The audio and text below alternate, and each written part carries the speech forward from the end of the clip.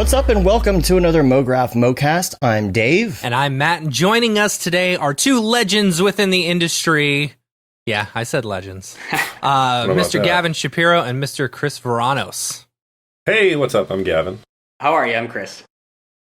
And Mograph is a supplement to our site, mograph.com, which is a motion graphics tutorial site with tutorials, plugins, podcasts, and other Mograph stuff. And on the show, we talk about everything ranging from motion graphics to Cinema 4D, After Effects, plugins, render engines, doing business, doing taxes, being a contractor, or working for the man. You always take a breath at that same pause. Info at mograph.com. Let us know what you think about the show. Questions, comments, concerns, queries, grievances, all sorts of topic ideas. Send them in. We want to know. Mm-hmm. Like that one we got a few weeks ago. It had like over 9,000 topics on it. 9,000. Yep. We couldn't get to all of. I mean, we didn't have a good answer for all of them. I'd say it's pretty bad advice on most of it, but we'll try and give you our best bad advice. So just send it over. You're the producer. You're the producer. This is not for us. you, man. This is. I did this for you. Anyway, been inside too long. Right? I did, however, wear a pair of jeans for the first time in 3 months yesterday. Oh, wow. That's pretty good. So haven't been in your pajama pants. Guess you could then say things are getting pretty serious. That's pretty serious, man. I actually wasn't home all weekend. It was awesome. Went to my brother's house, went swimming all day, and then went out to my parents' land, just hung out. It's fun. Rubbed your corona all over everything. Yeah. Nah, the corona's gone. Gone. Yeah. So, yeah, we got a really good show for you today, but we do have some things we want to take care of first. Yeah. Let's get the bad news out of the way. Get the bad news, the sad news. As you've probably noticed, it's June 1st, and Camp Mograph tickets were supposed to go on sale today. We it was a really hard decision. But we've decided to postpone it a year to October 2021. We're really, really sad about that. We even tried to see if we could work it out to be a little bit earlier in the 2021, but unfortunately, in order to stick to the same place and stuff, we couldn't. But we are incredibly grateful for all of our sponsors who are still sticking with us, and like every sponsor is staying on board. It's incredible. Yeah, I mean, and it's like that's like, okay, we're giving you an out, we'll give you your money back, whatever, but they're like, no, we support you, we support the cause, we support Camp Mograph, and I just got to give a huge shout out to every single person who has been so positive about it, because like I was really worried that we were going to get a bunch of backlash for it, because it is October. We never know what's going to happen, Right. Who knows? There could be a vaccine next week. Who knows, but it's like, there could be another wave. Or there could be another wave or something, so we just wanted to, I just wanted to give a big thanks to everyone who's been very supportive in the decision that we made. I was really worried about a bunch of backlash, and we didn't get any at all. Everyone was just like, I think that's the best idea. And I feel bad. A lot of people said like, I'm going to go now because it is the following year. So I wanted to give a big shout out to all of our sponsors. Thank you so much to everyone for supporting Camp Mograph, even though it's now going to be 2 years in the making for this next one. But that just means it's going to be that much better. So, of course, our village sponsors, Maxon, Video Copilot, and Otoy, our gold level sponsors, Grayscale Gorilla and Minimal Massive, and our bronze level sponsors, A Scripts and School Emotion. So, thanks to everyone for supporting Camp Mograph. We are so sad that it's not going to happen this year. But who knows? Maybe something will come up. We'll keep an ear out or something. I don't know. The thing is that it's easier, and it seems like it's been easier for everybody to just push things 1 year. Because if you push things half a year, then you're displacing someone else who had their thing at that time, and then the place that was booking things gets all fumbled up, and then it's like, okay, well, you move something to May, that was in October. Do you do the next one in October, or do you do the next one in May? And it's it just seems like, for the most part, if you just say, you know what, 2020's canceled. Yeah, 2020 has basically been canceled. Everything has been down canceled. the road. But it's so great that everybody stayed on board, because we had to put down payments on things and stuff like that. and it wasn't easy. We had some ticketing issues with Eventbrite and stuff like that. Yeah. And it's just easier to do that way. And we're so glad everyone stayed on board so that we didn't have to end up, being, negative in the bank, as far as camp goes, to keep this thing alive, keep it moving. And to everybody who is going to come, who is an instructor.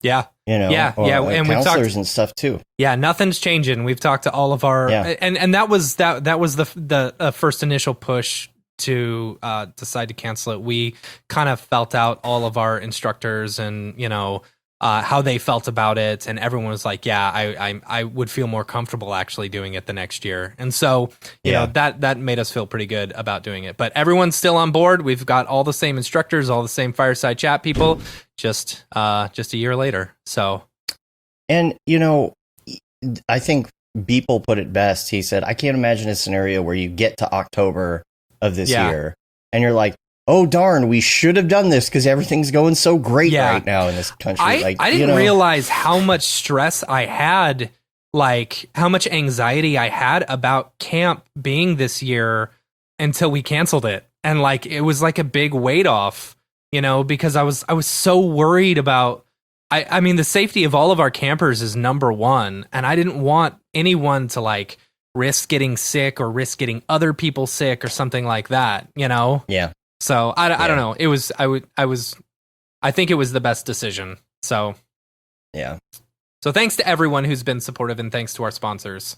Yeah. Mograph 2020 version 2 _ final. 2020.2. Yeah. We should have a big banner that says that, Mm-hmm. Yeah. And everybody That's a great idea. Yeah. Final. It actually says final. 2020, and then we have like a big marker streak over it with like a piece of paper with a 1 on it. Like we had already printed off the banners and stuff. Exactly. Yeah. Yeah, and a special shout out to EJ too for putting that render video in his newsletter. Yeah, that video went over very well. We hadn't actually posted it last week at this time. Man, the amount of comments. I've never seen like that many comments on video. Like hits are one thing, but when you get a lot of comments like that, well, everyone's giving you crap feedback. Because Arnold does have a GPU renderer. My gosh. It's a 30,000 foot view, y'all. Yeah. I know that technically there's a switch that will turn on GPU rendering in Arnold, but this is the 30,000 foot view. I get it. I get it. And as long as you comment in a nice way about it, I won't delete your comment. It's the ones that are like, wrong, you're so wrong. It's like, dude, it's just a YouTube video. It's fine. I love that video, man. I really liked it a lot. Yeah. Thanks. Yeah. Dave did a really good job. Too many people like bicker about which is the best render engine. It was really nice to have someone just be the voice of reason and be like, it doesn't really matter that much as long as you're using it as a tool to get what you need done. Yeah. It really needed to be said. I thought it was great. Yeah. Thanks, man. I appreciate that. I'm going to do some more of those soon. I got some fun ideas.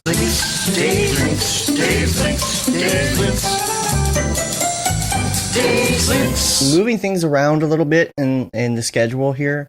So we're doing things a little bit differently. Because I only have 2 links. I don't have much for Ravcock. So here's what I'm going to do. I just wanted to mention 2 links, and then we're going to get into the meat of the program. The number 1 link. Did you see what David Brodeur did with deepfakes this week? Oh man, that was insane. That was crazy cool. So like it, so he took a. You want me to explain what it was, Dave? No, you explain. Okay. I'll pull up so we can watch it. What he did was he took a render of his. He's been doing all these like kind of like stylized, characterized versions of like famous people and stuff like that. So I don't know who this one was. I think it was like 50 Cent or something like that. It was, it was 50 Cent. 50 Cent. Say it right, 50. So anyway, he took this, he took a video input of himself, like smiling and moving his head and stuff like that. And then was able to deep fake his his like still frame of this 50 Cent character. So go ahead and hit play, Dave. Oh, yeah, sure. You'll see. It's like... Well, that's weird. I have it muted, but it's still doing it anyway. There we go. Okay. Didn't mean to bring up... But it's it's like crazy. Like, think about it. Like, I was looking at this and I'm like, oh my gosh, this could be the future. Yeah. It's like you render out one frame, like, or even like 5 or 6 frames, because he does have a little bit of weirdness when he blinks and when the mouth opens. But if you were able to do like, say, 20 different still frames, so all you're rendering out is 20 frames, and then you can deep fake the entire like animation. Oh, that'd be amazing. Oh, that's insane. That's so killer. The only problem so smart. right now is like when you do deep fake, it's like it either works or it doesn't. Yeah. You know? Yeah. And it's like, that's the only problem. You can't be like, oh, well, we'll just make this one frame of this character and then we'll deep fake the whole thing, because you have the lack of control. I wonder if eventually it'll be like almost like I don't know, like an After Effects thing or plugin or something where you have a little more control. And if something doesn't work, you can figure out why it doesn't work. Yeah. And add more data into Chris, I'm looking at you on that. Yeah. See, I mean, yeah, but like think about it this way. So if you've got, normally what you're doing whenever you're doing animation and like mouth movements and stuff like that, you're creating like the ooh, ah, ee, all the different like facial expressions. Yeah, and if you were able to go through and do that just as still frames and plug those into After Effects and say, all right, here you go. These are them. Now here's my reference video, boom, go for it. Yep. That'd be it. I don't know. That's insane. Yeah. Chris is working on it right now. Yeah, he's on it. It's like closing down Unreal. Here we go. There we go. Yeah. Is that unfrozen now? There we go. Okay. Yeah, you're good. Nate says, so what's the difference between that and how Apple has the animated emojis? Oh, okay. So the animated emojis are tracking your face. They are, through the face recognition system on the phone. And so it actually knows where your face is. So it's moving things around. The difference is with this, he's giving it like literally like one still frame. Yeah. On the iPhone, that's actually a model. It's a model of a giraffe or, I love playing with those. Yeah. And I pretend I'm a furry. We were all playing Halo this week, and it's like at one point we were all furries. I wish you would have been on it in the call, Matt. Like, we all had the faces on it because we FaceTime. We do FaceTime chat. Yeah. While we're doing, video chat while we're playing Halo. So we can all like see each other and hang out and talk, and we're all furries. That's funny. But yeah, the difference is those are 3D models. So it's moving that 3D model. The thing that we brought up with Brodeur is this is just one image. Because this could be an image of anything. This could be an image you find on the internet or something, and you can make it move with this. And most people have only used it for video. Yeah.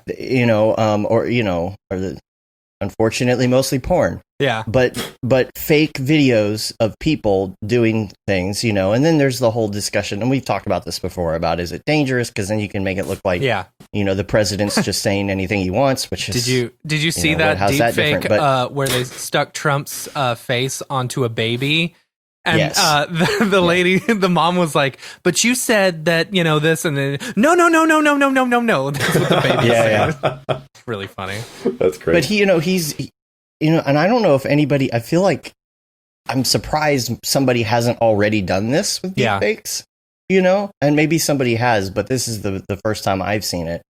The other thing is that, his video is very pixeled in this. And the reason is because you can only input 256 by 256 as the source, I guess. Yeah. But it will get higher res and all that eventually. It's pretty cool, but though. That's exciting. As soon as I saw that, I was like, oh man, this is the future right there. Yeah. And he posted it like 2 hours before we had a phone call. And so and I hadn't seen it yet. I wish I would have known, because I texted him back. I was like, dude, I would have asked you like 100 questions if I would have seen this ahead of time. So I'm going to see if he wants to come on the show maybe next month and talk about that a little bit. I did also want to mention our lineup coming up on the show. Should have a newsletter going out finally this week, which will have a little bit more information on what we've been doing and what we've got coming up. There's some great new articles on the site. If you check it out on the Getting There almost redesigned site. High-end effects on an indie budget. You got to check this out. So, the biggest claim to fame, I can say, this guy is the Stranger Things Open. If you saw the Stranger Things Open, it was done with the optical, and all of that stuff. The optical, what was it, sampling? I don't even know. Like, I don't even understand how the process worked and what was analog and what wasn't analog. But he's got this short film that's coming out, and it's called Proximity.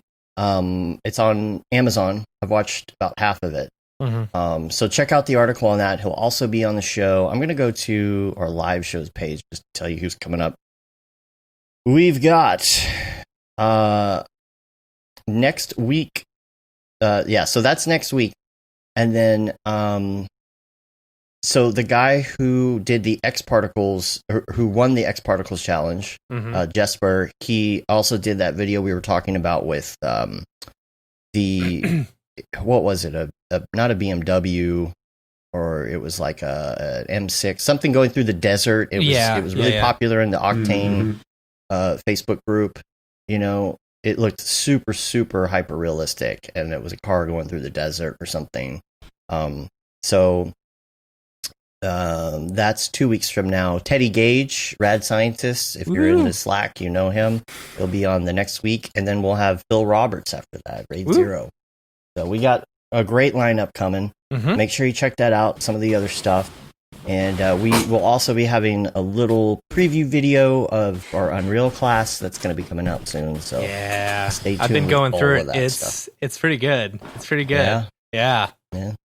We're in beta testing mode, so that's exciting. We're getting there. So that covers that. And then the only other link I wanted to mention is Liam did a Redshift quick tip, how to create a texture transform tool for Redshift that acts kind of like the Octane one. Oh man, that'd be awesome. Make sure you check that out. I'll put that in show notes as well. That's one thing that bugs me about, So I'll check that one out. Because always having to do, like, it always feels opposite for me. It's like, I get what they're doing. Like, it's like, if you put it to 2, normally you think that, okay, it should be twice as big, but no, you're actually putting 2 tiles worth, or 3 tiles, or whatever, Right. Anyway. So, all that aside, let's talk about the two of you. Dude, I'm serious, like, about your backgrounds. This is a pretty killer show, I gotta say. Because, just one of y'all would be good enough, but to have both of y'all on the show at the same time is pretty awesome. Yeah, we got a lot to talk about. Well, thanks. I'm flattered. So I didn't expect that. I guess, y'all know each other. Yeah. First of all. Well. Talk about that. How do the two of you know each other? This is crazy, because you would think that we were friends from the industry, and we're not. We met in a boxing gym, and we were just beating the crap out of each other for weeks. Yeah, that's funny. And and it was only after a couple weeks of knowing Gavin that he told me he was an animator. We were like, no way, I am too. And then I saw his reel, and it was perfect for a job I was doing at RGA. So we got him in there. That's funny. Yeah, it was amazing. That's how I got in. I like telling people that's the only job I ever got by punching someone in the face. Yeah. That's funny. Because that's literally how I got that job. I was handsome before I met Gavin. This was the rearrangement. Look at him now. There it is. Disgusting. Right there. Thing.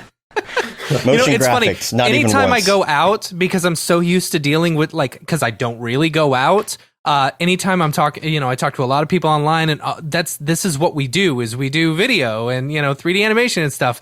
And I always have to keep myself, like, for example, the other day I was getting my hair cut, and I wanted to say, so what's your job? Like, what do you do? Even though like I've found myself doing that multiple times to people where I want to say, so what's your job? What do you work on? What I really mean is, what are your hobbies? Because I want to know if they're into video and stuff.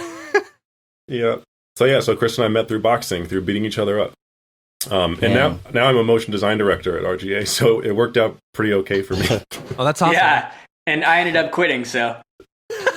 Actually, one of the supervisors, I'll leave him nameless, we brought Gavin on this Cinema 4D project, and you guys know that Cinema 4D is like Gavin's thing, like he's ridiculously good at it. Yeah. He's like, hey, this guy is like Vranos 2.0, we don't need Vranos anymore. Aww. So sorry, No, Chris. but I focused on the tech side of things. There was Snapchat and augmented reality, so. Yeah, you do a lot of VR stuff, right? A lot of nerd stuff. Yeah. I mean, a little bit. Nerd stuff. I'm really mostly more into just After Effects plugins these days. Like, kind of dips towards VR and AR, and I was like, I don't know. Yeah. But I think it's because lockdown went well. So. I think you need, it's a fantastic. Okay, for those who don't know, Chris has created several very, very good After Effects plugins. One, of course, being Lockdown. The new plugin, it came out what, like 6 months ago? I think October. Yeah. Yeah. So fantastic plugin, as well as Composite Brush, which we also have and have used on several projects. And then I was checking out this other one, Paint and Stick. That looks super rad. Yeah. Oh man, this thing. My computer is just overloading on resources, so you're just gonna get these beautiful frames of me. Sorry. I would just like to point out to everyone who's watching the video that he is running his Skype session through Unreal Engine so that he can green screen at the same time. Yeah. Chris is actually just a 3D model. It's a simulation of Chris Vranos. It's amazing. He's AI right now. The Unreal 5 engine in action right here. If you ask too many questions, he'll like glitch out. You know, so you gotta go slow, or the computer, the CPU just. What are those AI paradoxes from Portal 2? You remember that? You like ask them a question and they like can't figure it out and they explode. That's funny. So I forgot where I was going with that, but I just wanted to let everyone know. The new software. Tell us about the new software, or I don't know if it's new or the one. Oh, the old software, Paint and Stick. The old software. Yeah. Oh, so I was, that was something I came up with a long time ago, back in like 2011 or something, and I pitched that to AE Scripts. They picked it up. I was the product manager, and it was cell animation and After Effects, basically. Mm-hmm. Yeah, it's super cool. Super cool. Yeah. And Lockdown, does Lockdown, I know you were doing a trial thing for a while during the pandemic. Is that already over at this point? That expires on June 7th, so there's really just a week left. Okay. Yeah.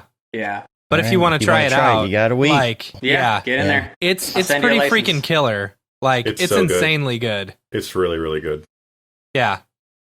How do you go about even that was going to be doing something like that? Like, I don't know. Like, programming is just not my thing. Well, it's not mine either. I've been making it up as I go along.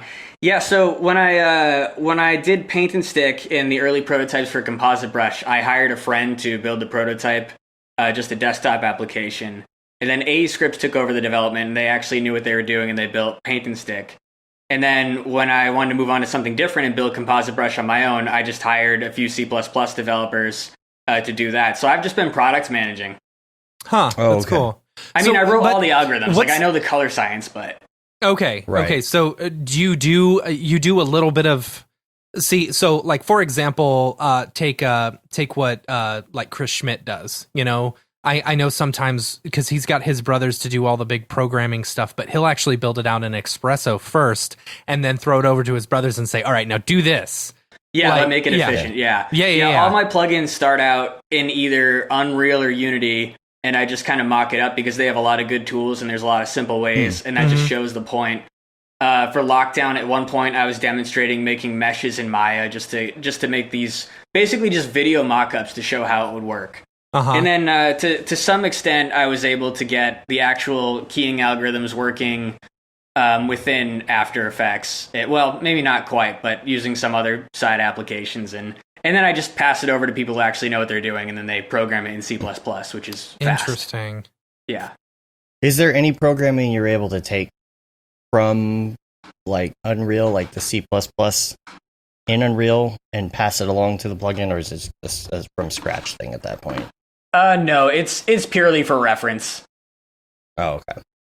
Yeah. Now, Gavin, if anybody came up to me and said, "Who is that guy?" I'd be like, the flamingo loopy thing. That's me. And I've said that a couple times, and or people the are puffins, like, as well. Yeah. Yeah. Do you have flamingos on your shirt right now? Yeah, I actually do. I thought it'd be an appropriate shirt to wear for this. It is, yeah. That is very appropriate. Little tiny flamingos. Buddy Jason got this for me. Oh, man, it's just like a Christopher Cross album.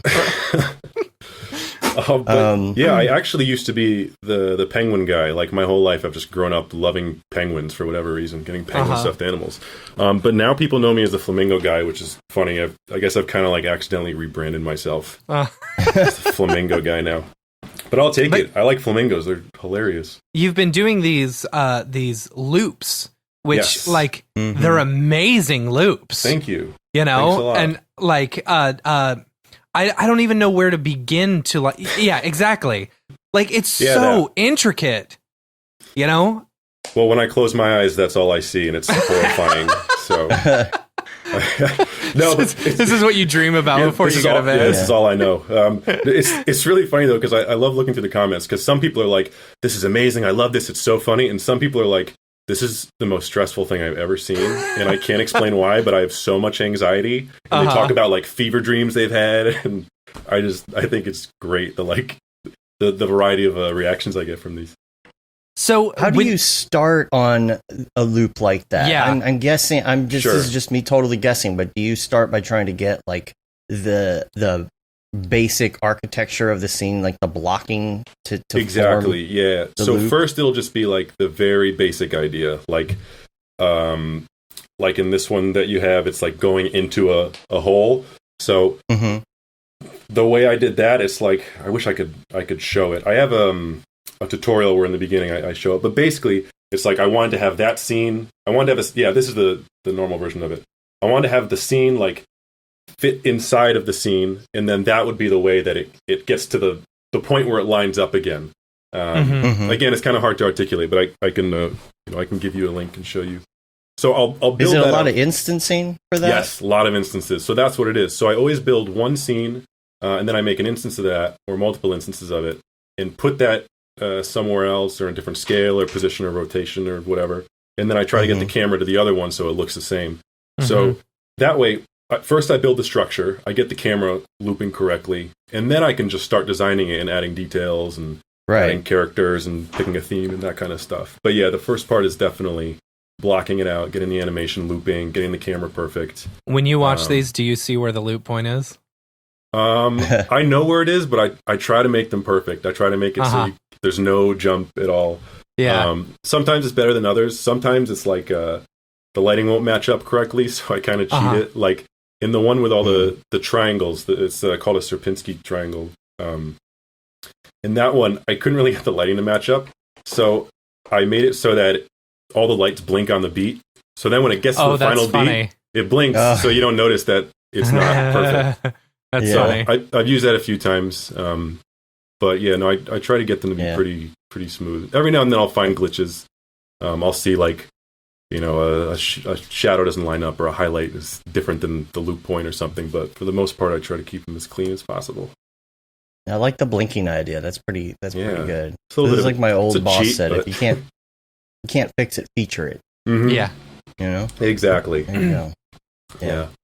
So you started out doing the puffins, though, right? Right. Well, puffins... I started with penguins. Oh, and then yeah. I did one with puffins. But yeah, so I started with penguins. I started doing that because I'd been freelancing for like a decade, and I sort of realized that I didn't have any personal work that was really strong. I didn't have like a style. I didn't have anything that felt like it was my work. And I've always sort of struggled with that. Like how do you develop a style? How do you do it? Like I didn't grow up with like an artistic background. Like I never learned how to draw. I never learned how to paint, but I learned how to animate. So I was always animating things, but never like making the thing to animate. So when I sat down and I was like, what do I do for a style? Like what's my style? What does that mean? I started making a bunch of stills first. I said, make some stills, try to develop a style, then go to animation, which is your strength. And I just started, I tried to be as genuine to myself as possible and just combine things that I was interested in, more or less. So I love Japan. I love Japanese culture. I lived there for a few years. So I started doing a lot of Japanese architecture and shrines and things like that. And then I also started putting penguins into it because I've always loved penguins. So it was just penguins in Japan, and that was enough to make it feel like it was my own thing. Mm-hmm. And from there, I started animating, and then it just kept evolving and evolving. And then it got to flamingos. There is one with puffins. I saw the puffins. The puffins one was the very first one I saw. Oh, no way! On Okay. on the little hexagonal cliffs. Yep. I made that after a trip to Iceland, and it was just so inspiring. Iceland is such a surreal place. It's went to that cave on the on the beach.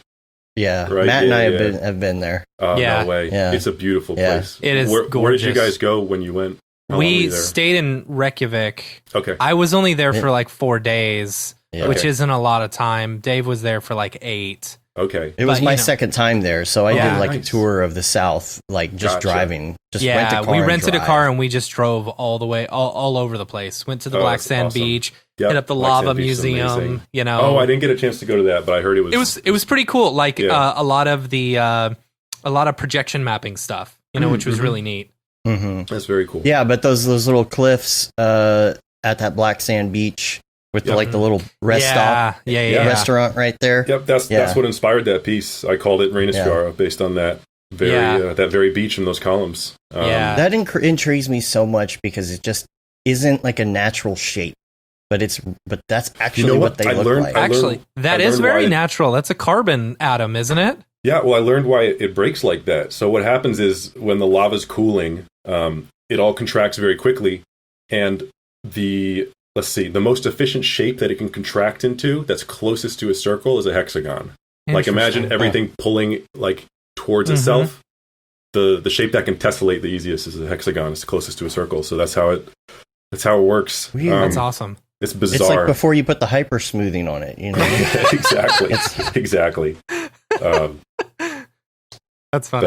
It's fascinating. It's a fascinating place. When I first saw that and wanted to make a piece about it, I was like, oh man, I need to learn Houdini because that would be a really cool thing to do. Have all the lava coalescing and cracking and solidifying. But it's a bit beyond me in C4D. So that was my interpretation of it. That's how it works. Yeah, that's fascinating. I loved Iceland. Yeah. So let's talk about your both of y'all's backgrounds a little bit, about school a little bit more. Okay. So let's start with school. School, no school. How did you get into what you're doing now? That kind of thing. Sure. So I went to NYU for film, and while I was there, I was doing like a lot of film stuff, and I wasn't really sure what I wanted to focus on. I had done like VFX and motion graphics things sort of as a hobby in the past. Like I wasn't very good at it, but I had done it a little bit, and I knew I liked it. And I saw an internship opportunity at The Onion. They had an editing internship open up. So I was like, oh, cool, I'll be an editor. I want to do comedy videos. Like, I love making sketches with my friends and stuff.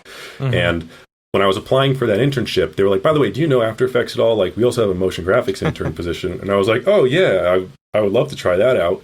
And I made like a little reel and I sent it to them, and it was good enough. And that's how I started in motion design, basically, was doing like compositing and basic graphics and stuff for The Onion. And then it was a really awesome opportunity because The Onion, it's satire, and they're always trying to mimic the look of things to make it look real and to make it pass for a joke. So the whole time it's like we have to make something that looks like SportsCenter. We have to make something that looks like CNN. So I was getting a lot of chances and being thrown into these situations where I had to make this look correct and real and believable. That's funny. So you basically did sports graphics and news graphics without actually having to do like, without having to say I did sports and news graphics. Yep. It was pretty great. So that was my first opportunity. It was an internship. And then from there, when I finished college, they gave me a position because they were just starting to do some TV shows. So I worked on their TV shows. It would be a 3-month gig at a time where they would do a season of a show. There was a sports one on Comedy Central called Sports Dome. And then there was a news one on IFC called Fact Zone. So I was working on those, and I was doing those for 3 months at a time. And then that sort of, eventually Onion moved out of New York. They went back to Chicago, I believe, where they had a bigger office. So then the work was less consistent, but it was still like, regular enough. I was doing freelance things with them. And then I was branching out doing other freelance stuff. And then, let's see, after a while, I moved to Japan for a while because I wanted to live abroad. I wanted to try living abroad. I moved there and I was working from home for a while, like on my laptop with my freelance clients. And to stay in Japan, I got I got a student visa to study Japanese. I had to study for 3 hours a day. Oh, so wow. I would go to Japanese school, study Japanese 3 hours a day, go home, work for 8 hours on my computer. And I did that for about a year until my Japanese was good enough where I got hired at a Japanese company for about a year. Wow. So I was working in a company that made pachinko games. I don't know if you're familiar with pachinko, but it's like crazy Japanese casino games. So I did that for about a year and then came back. And then I worked full-time at a place for a year and then freelanced for a few years. And then here I am at RGA now.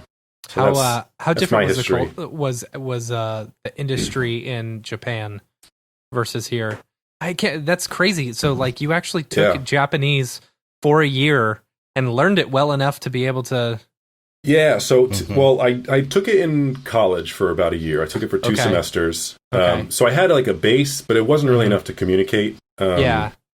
But then going there and learning and being in the country, it was really helpful that, you learn quick. But let's see. So I sort of got a rude awakening because I went to Osaka because I liked Osaka a lot. I'd been in Japan before. I went to a few cities. I went with a friend for like 10 days and Osaka was my favorite. So I was like, I'm going to live in Osaka. So I moved to Osaka. And then when I started looking for work a year into living in Osaka, I learned that all of the video production, motion graphics and everything, that's in Tokyo. All the video game production is in Osaka. And the only video game companies that use After Effects for their work are pachinko companies. So funny. So I worked at a pachinko company for a year. That's funny. Yeah. Did you get to work with any of those crazy games that have like the weird LCD, like clear LCD layers in them or any of that? You know what I'm talking about? Where it's like 3D or whatever, right? It's like 3D because it's like a screen without a backlight on it. Sure. Yeah. I think I know what you're talking about. I didn't work on those. I worked on some games where it's like they had plastic parts that come out when like you get 3 sevens in a row and stuff like that. So it was a wild experience. It was really fun. Did you get to take any with you, like to bring a game home? Like no, just to have but you know what? I looked because I was like, oh, that'd be so cool to like have one of those casino games in my house. Yeah. I feel like when I looked, the game itself you can buy for like $200 used. But the shipping to America is like $1,000. Yeah. So, that's crazy. Why'd you come back? Let's see. I didn't want to spend the rest of my life in Japan. I was also seeing someone at the time in Japan who's American, and we both were missing family and friends. So I wanted to come back. Also, the pay there was not great. Really? At all. Yeah, it was really poor. But I don't know. I didn't want to just plant roots in Japan. I kind of wanted it as an experience to have for a while and for sure. And see what it was like. And I wanted to travel without being a tourist. I wanted to really like get a sense of another culture and learn from people there and get an idea of a different way of life. So after 2 years, came back and then started trying to make a name for myself here and work in studios and stuff like that. What was the so you were doing After Effects stuff. What was the jump from After Effects to C4D? Oh yeah. Well, so let's see. Before I went to Japan, I was doing C4D. I was doing C4D and After Effects. But when I went to Japan, they used 3ds Max in the company that I was at. So I didn't have any experience with that. So instead of learning a new software in Japanese, I just learned After Effects in Japanese. Starting off. But yeah, so that was a cool time. I also before Japan, I went to France for 3 months because I wanted to live and work there too, and I couldn't get a visa there, so I only stayed for 3 months. But that was an awesome experience as well. I was working on a TV show that was basically the cultural equivalent of Jersey Shore here. It was like very, very trashy, but very, very popular. So the intro is actually like pretty awesome. And it was a lot of fun to work on that. It's called Secret Story. So I was working on Secret Story. Who was the situation? Yeah, it's like that level of show. The premise of the show is that it's like a bunch of strangers who move in together in a house, but everyone has a secret. And if their secret gets divulged, they're out and they leave the house. And then whoever's left standing at the end of the show is, they win. That doesn't seem like a hard show to lose or a hard show to win. Like, just don't say, like, what? Yeah, well, apparently they're like pretty big. Secret. They're pretty big secrets. I don't remember what they are, but I looked it up on Wikipedia once, and they're like pretty ridiculous secrets. Is it like secrets people there could discover? I guess? I think one of them is like I think one of them was like another one of the contestants on the show is my cousin or something like that, and another one is like I'm actually like I'm a Satanist or something like. It's all these secrets that like if someone finds out eventually, you get kicked out of the show.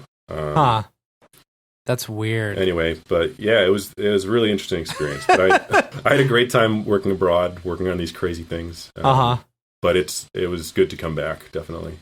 Yeah. Yeah.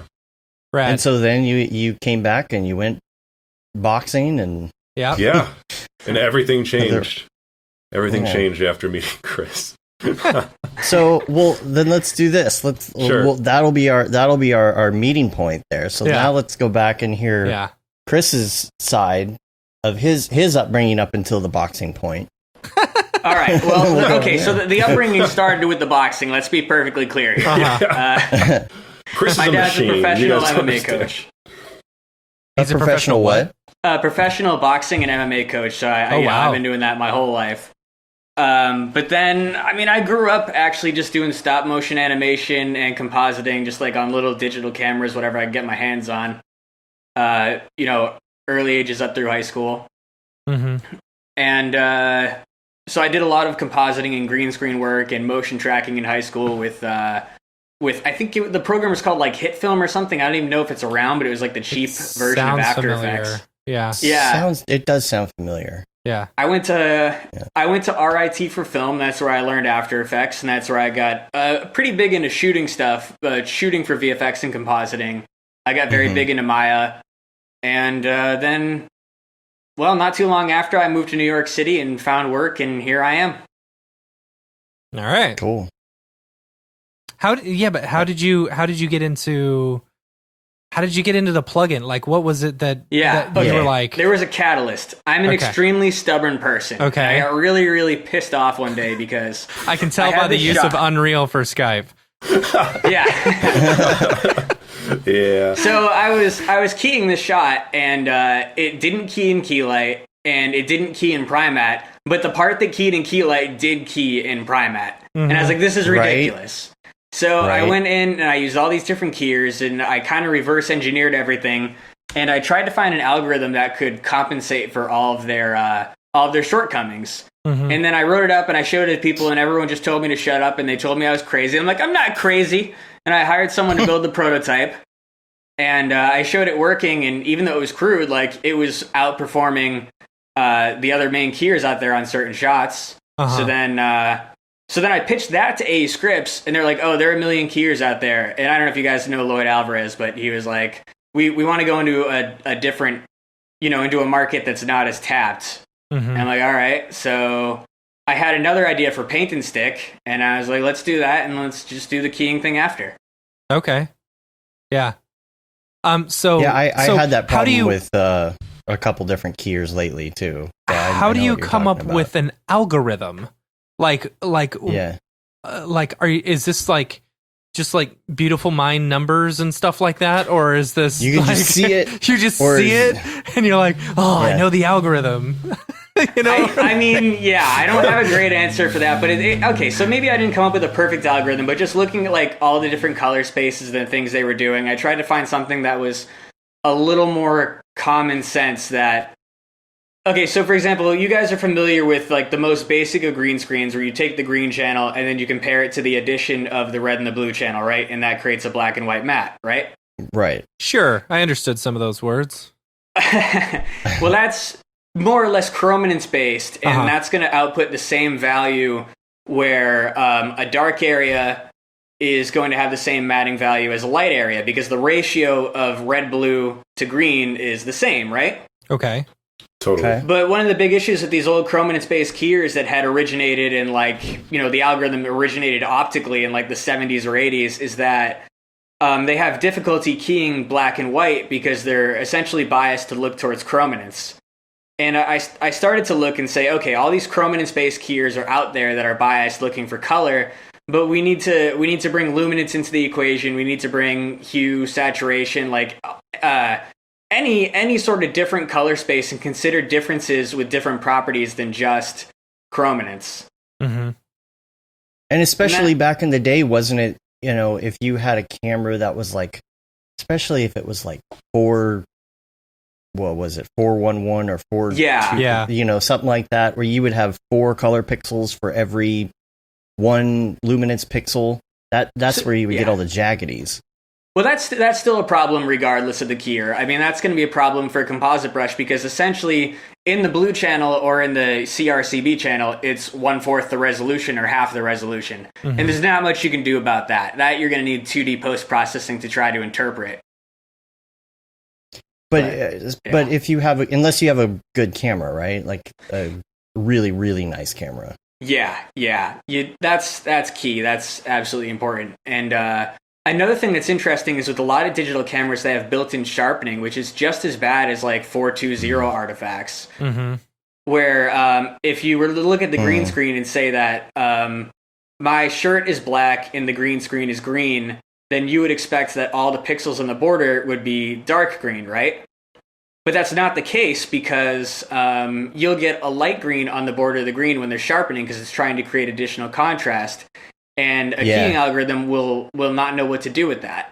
Mm-hmm. So people are getting better. This is why I have the black magic, because they do not sharpen anything. They just compensate for sharpness by having high resolution, which is the proper way to do it.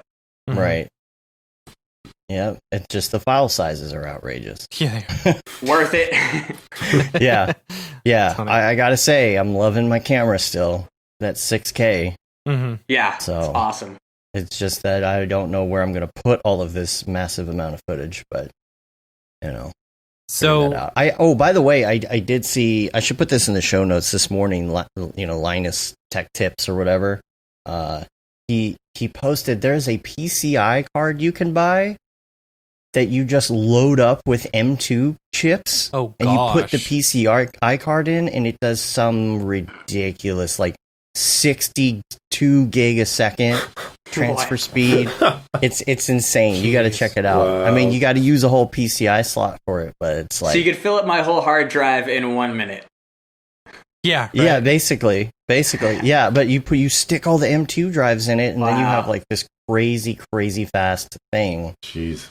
You know, he was showing they were running like 16 channels of 4K video in Premiere at the same time, or something nuts. You'll have to go watch. Mm-hmm. I'll That's put it awesome. in the show notes. That is awesome. Yeah, but it made me start thinking about it, and I'm like, okay, now I'm to the point where I'm working with such high resolution footage that I got to think about M2 cards being too slow. Right. You know what I mean? Jeez. Like find a better M2, you know, or something. So, yeah. If anybody has some good information on that, I would love to see, because you know, then that's venturing into the hardware world where I'm like, ugh, you know, you're not a big hardware guy. Talk to us about Lockdown now. Lockdown is going great. I mean, Composite Brush was doing all right, and then when I launched Lockdown, basically with Lockdown, we never wanted to make a tracker. I just wanted to make that mesh warping thing and then get points from Mocha out into Lockdown. Mm-hmm. And then it would be a very cheap, simple plugin where it would just take tracks and merge them into one mesh and then do the whole stabilize thing, right? Mm-hmm. Well, we couldn't find a way to get points out of Mocha AE, and the product was dead unless we made our own tracker. So we made our own tracker. And how do you go about that? How do you make your? How do you like? It's like, what's the background that allows you to come up with this stuff? You know, like if I was going to sit down right now and do a tracker, I would have to learn. Yeah, I wouldn't even know where to start. I don't even know what. I mean, I've been accidentally researching it for as long as I've been a compositor, because when I'm using Mocha, when I'm using any other motion tracker, you look at and try to identify patterns and say, okay, the tracker worked on this, but it didn't work on that. What is it about this texture? What is it about the color values and the contrast that it's seeing that it's not seeing in this other situation? So I had ideas of exactly how point tracking and planar tracking had worked for many years coming up to the tracker. And then once it got to that point where it was like, okay, we have to make our own tracker, I was just ready to go. I was like, all right. And we hired a lot of people with computer vision expertise. shortly into the development and release of Lockdown to make it even better. Our vector tracker is pretty accurate, so yeah, no, it's killer. Yeah. It's super pretty slow, but we'll get there.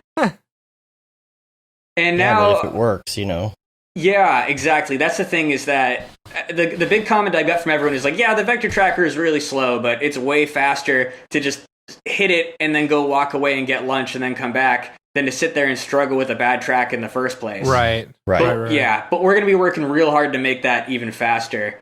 And as of now, the company's focus has been pretty much exclusively on Lockdown because it's so much more popular of a product than Composite Brush. Uh-huh. Mm-hmm. We have a big update coming out with some features that Gavin actually suggested. Penguins. And flamingos. Yeah, penguins, Chris. Can track them right in there, right? That's right. Chris, do you have flamingos on your shirt too? Do I? I've actually been waiting for this, and what I wanted to say was... We need some music for that. Oh my god. We need some music. Chris is a very I'll just supportive do it friend. manually. Thanks, buddy. Yeah. The system is down. Sorry, Gavin. I had to do it to you.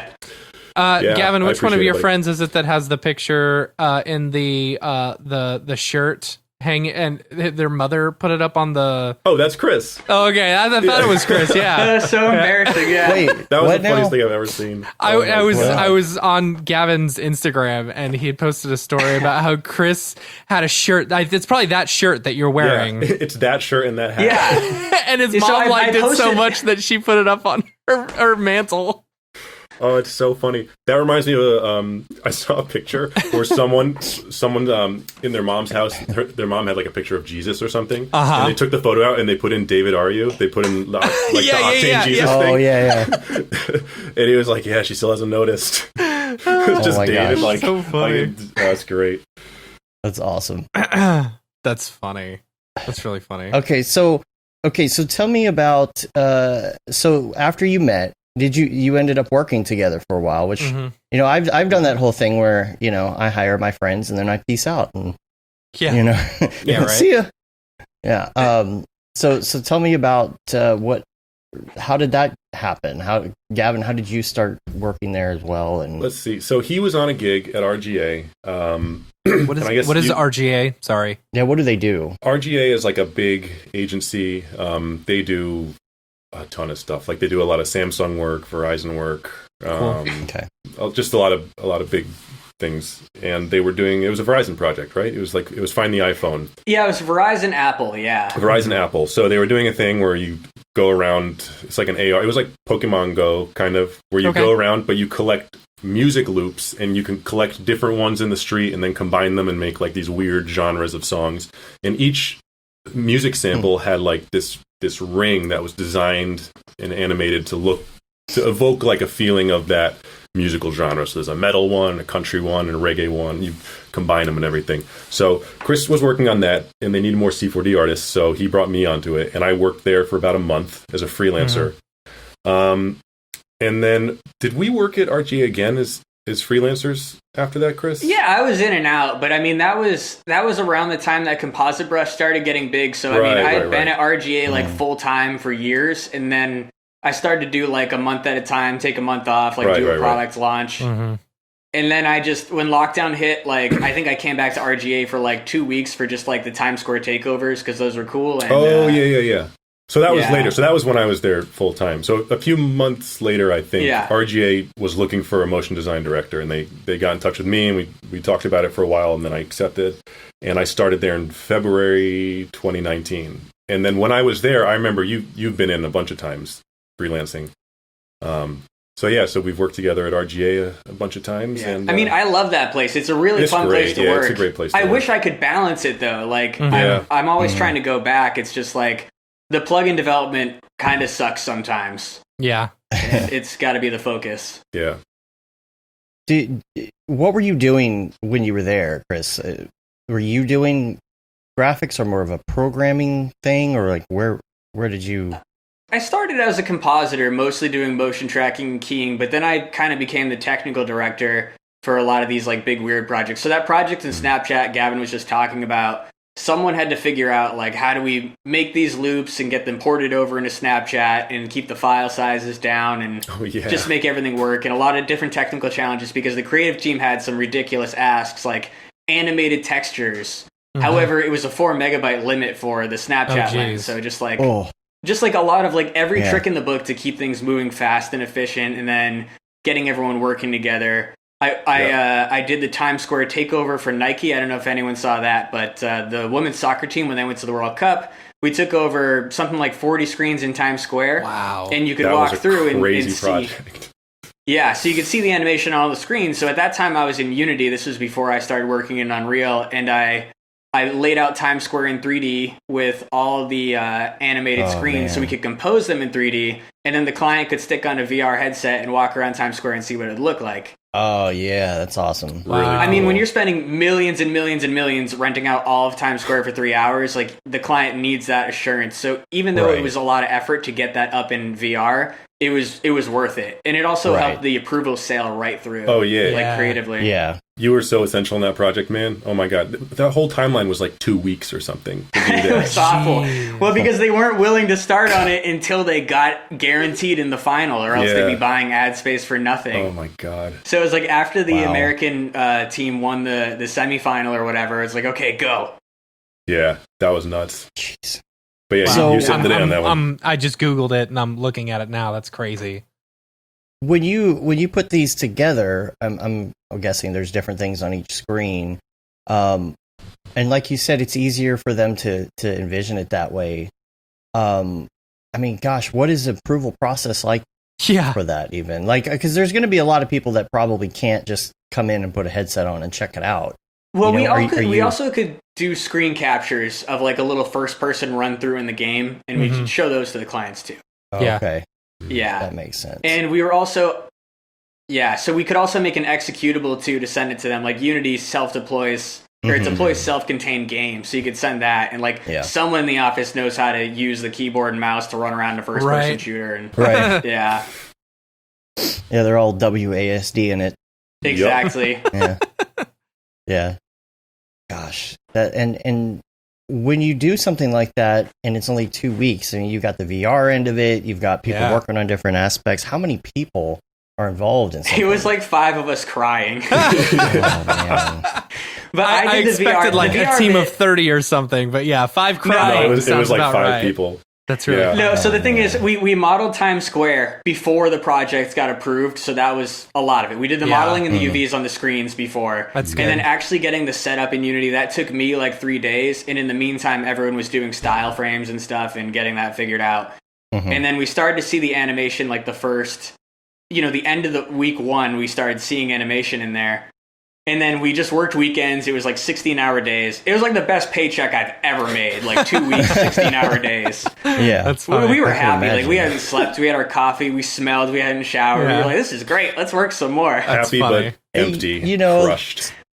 Yeah.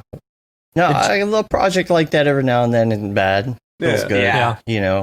I had just come off of 2 months working at home on composite brush. I was like, oh, great. Let me get in there. Yeah. Is there some sort of like the stuff you were creating? Was it actually, because you're using Unity, is it playing out like in 3D in Unity, or are you playing pre-made graphics within Unity? Oh, all the graphics were made in After Effects. So essentially it was 2D renders that were rendering on the 3D assets with very careful UV layouts. Okay. So every vendor has slightly different specs, right? So it's like different frame rate, different resolution, different UV layout, and they give those to us. And then I built those specs into an After Effects template, and everyone would just render out an MP4 at like quarter resolution, and then I just pumped that into the texture on the 3D model. That's cool. Okay. It was actually really simple. Like the only reason that job got so much recognition is because it's just wild to take over Times Square. But it wasn't the hardest projection job in the world. Chris is downplaying it. I wasn't on the project, but I was working next to everyone who was, and it was like 40 different screens. It was so many screens. And like some of the screens, like and all different sizes too, right? Oh yeah, yeah. Like, all Times Square requirements. So it's like NASDAQ screen, all custom screens. That's insane. What's that one? Is it American Eagle or American Outfitters or something? It's like all these vertical ones and then bars and there's a cube. Like it's crazy. Oh man, it's crazy. But I mean, you do like a planar projection on it, and then you just take their UV map and then you resort them.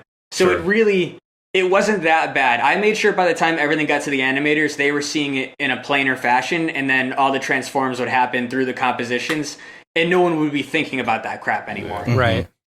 Right. Yeah. Wow. That's rad, man. Oh, so then man. at the end, it's like a lot of headache. Like so you go through, you did the Unreal stuff just to show them what it looked like. Or Unity, right? Or Unity. That time was Unity, Yeah. And then but then the screens are actually going into a whole different system, right? You're not running that through Unity. Well, thank God the vendors handle that. Basically, we just tell every single vendor, this video plays at 8 o'clock sharp. That one plays at 8:05. That one plays at 8:10. Yep. And that was going to be my next question. Like the syncing of the whole thing. That seems more stressful than any of it. Yeah, they don't usually talk to each other. Yeah. Not our problem. They handled it. They nailed it. Wow. Yeah, thank God. I mean, because unless you have some sort of timecode generator going between each building, like, are they all linked like that? Or I don't think so. Some of them were off by like a second. Like, who knows? They were using like satellite time or something. It didn't matter, though, because they were very broad sweeping motions. And plus, since you can only look in one direction in Times Square at once, right? You're only seeing 10 screens at a time anyway. Yeah.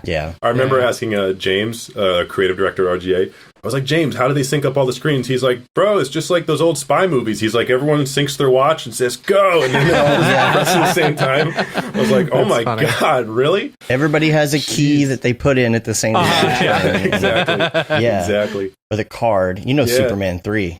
Superman 3, when he's got to put the string on the other guy's arm because he's passed out, they got to put the card in at the same time. That's funny. Richard Pryor. It's like that. The worst Superman movie of all time. Oh, man. It's also my favorite. That's cool, man. That's super cool. It's cool to work on a project of that scale. Yeah. I was glad I did it. Yeah. So then you left and went back to work on Composite Brush or Lockdown. Yeah. Honestly, the dates are all jumbled, but eventually Lockdown. I mean, I'm trying to get back into RGA because I have so many good friends who work there and we do cool stuff there.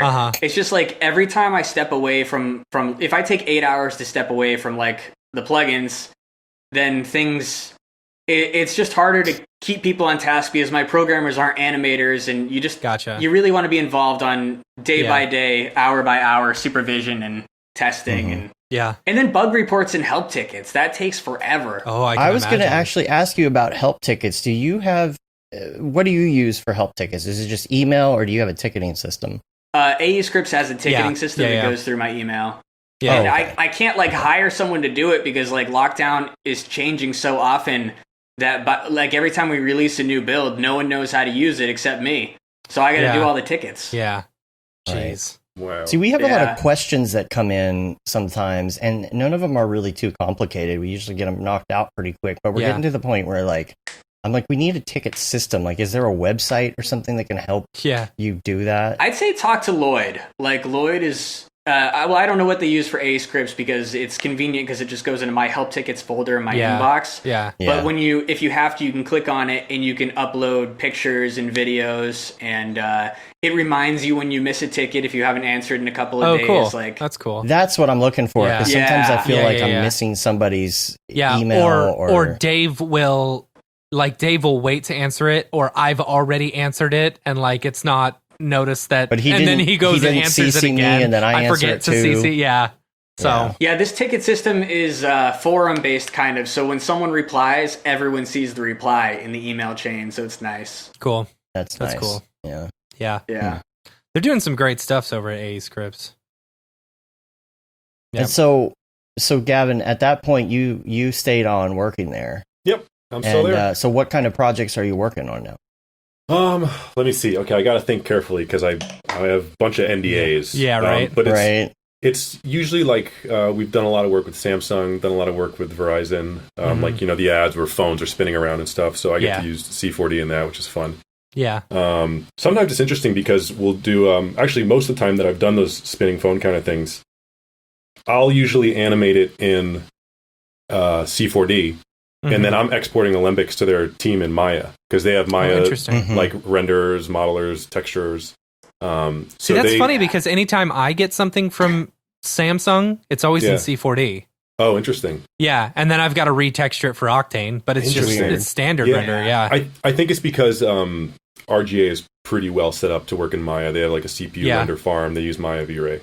So it's all my fault. Me and my stupid C4D knowledge. So they got to deal with my Olympics.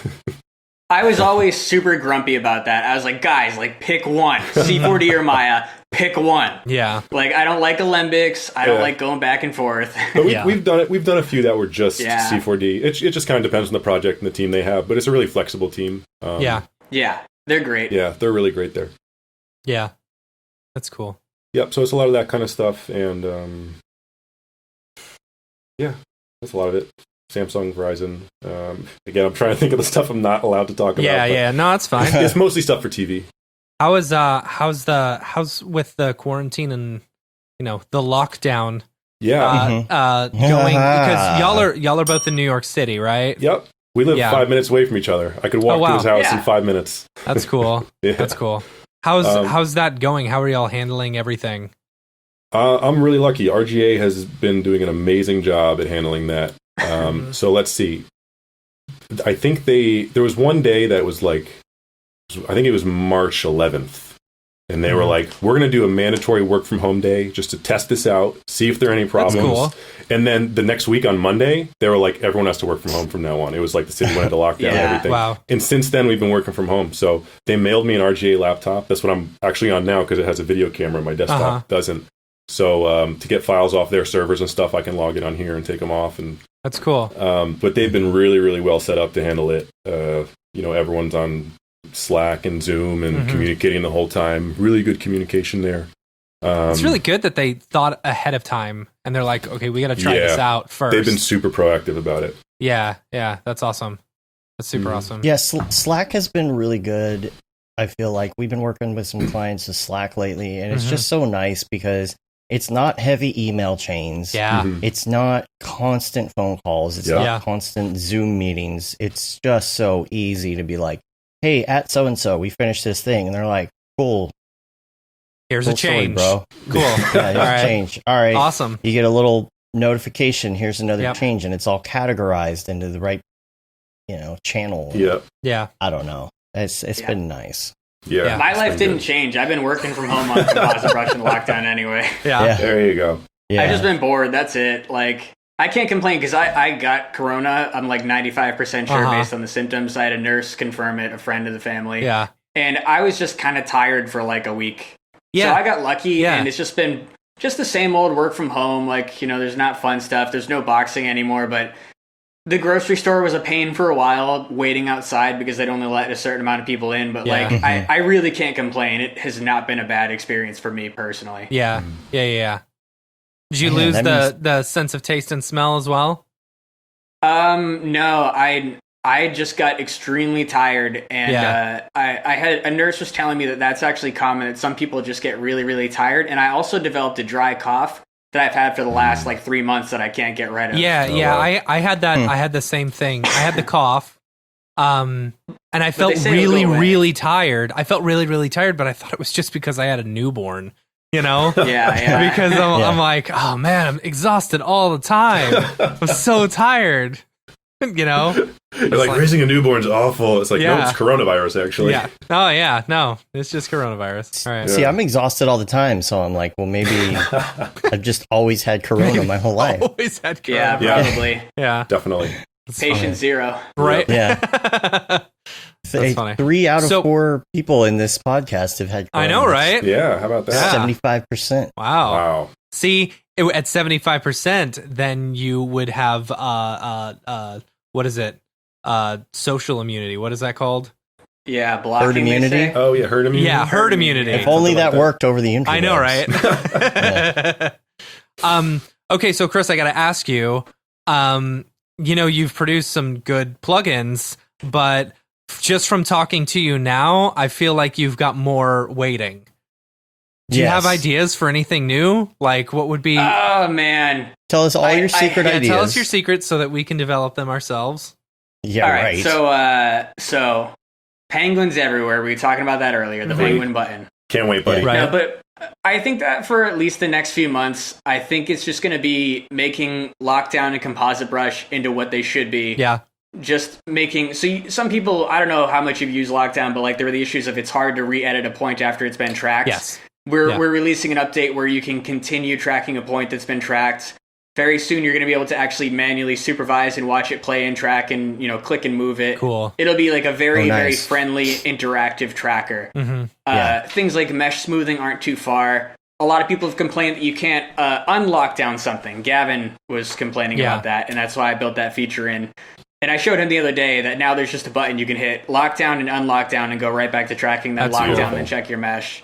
That's so cool. I think that for the next few months, I've just been feeling like uninspired to make anything new. And since those two products are very popular, just make them better. Yeah. No, that's good. Yeah, that's good. That's a great idea. Yeah.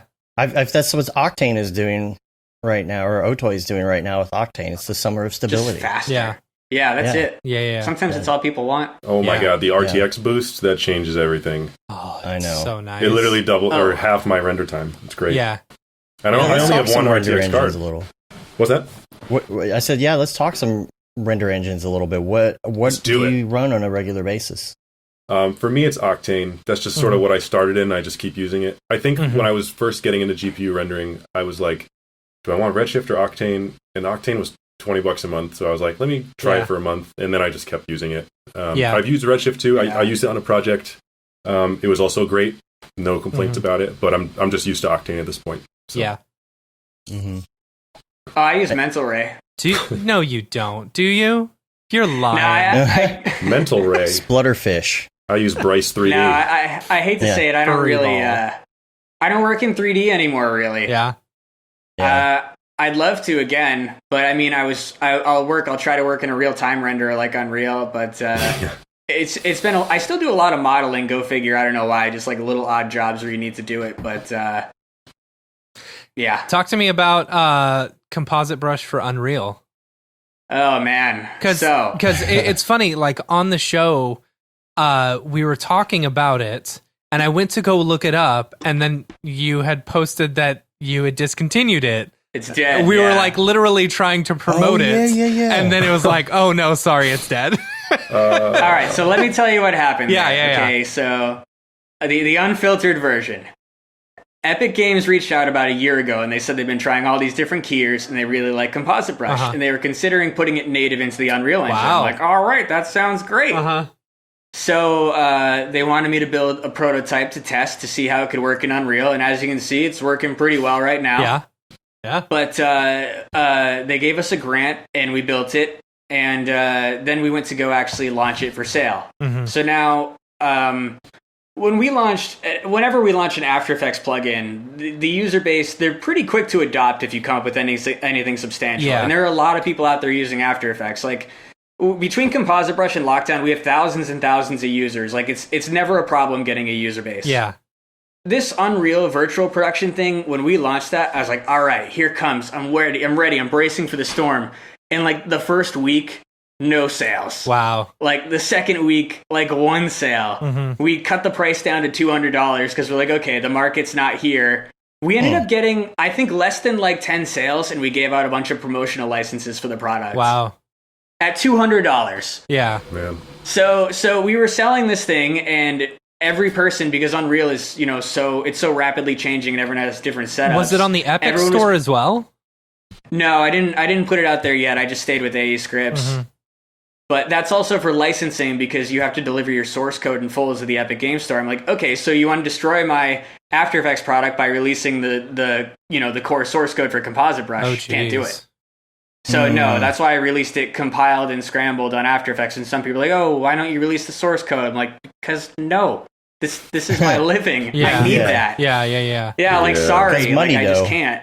That money down. And with every person who we were helping on the Unreal side of things, we were spending, sometimes days helping them on each ticket. And it came down to the point where I was looking at the numbers, and we were losing money on every sale. Yeah. Like, absolutely, because it was a service. With After Effects, everything is established, and it's been going that way for a long time. You sell them the products, they use it.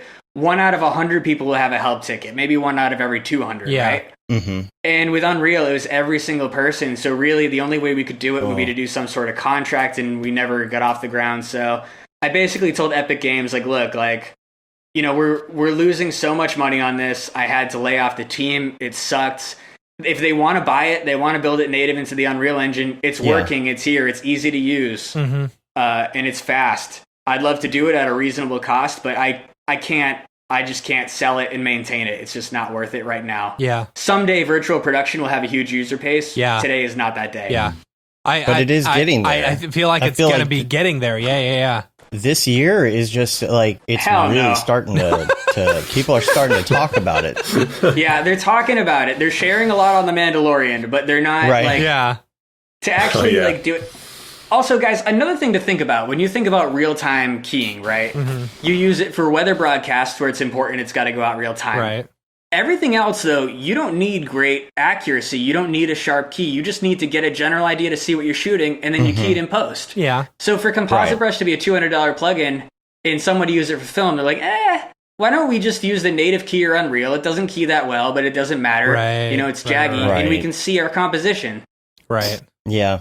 Yeah, so for all the work we did making this blazing fast and accurate and clean, it doesn't have a big market.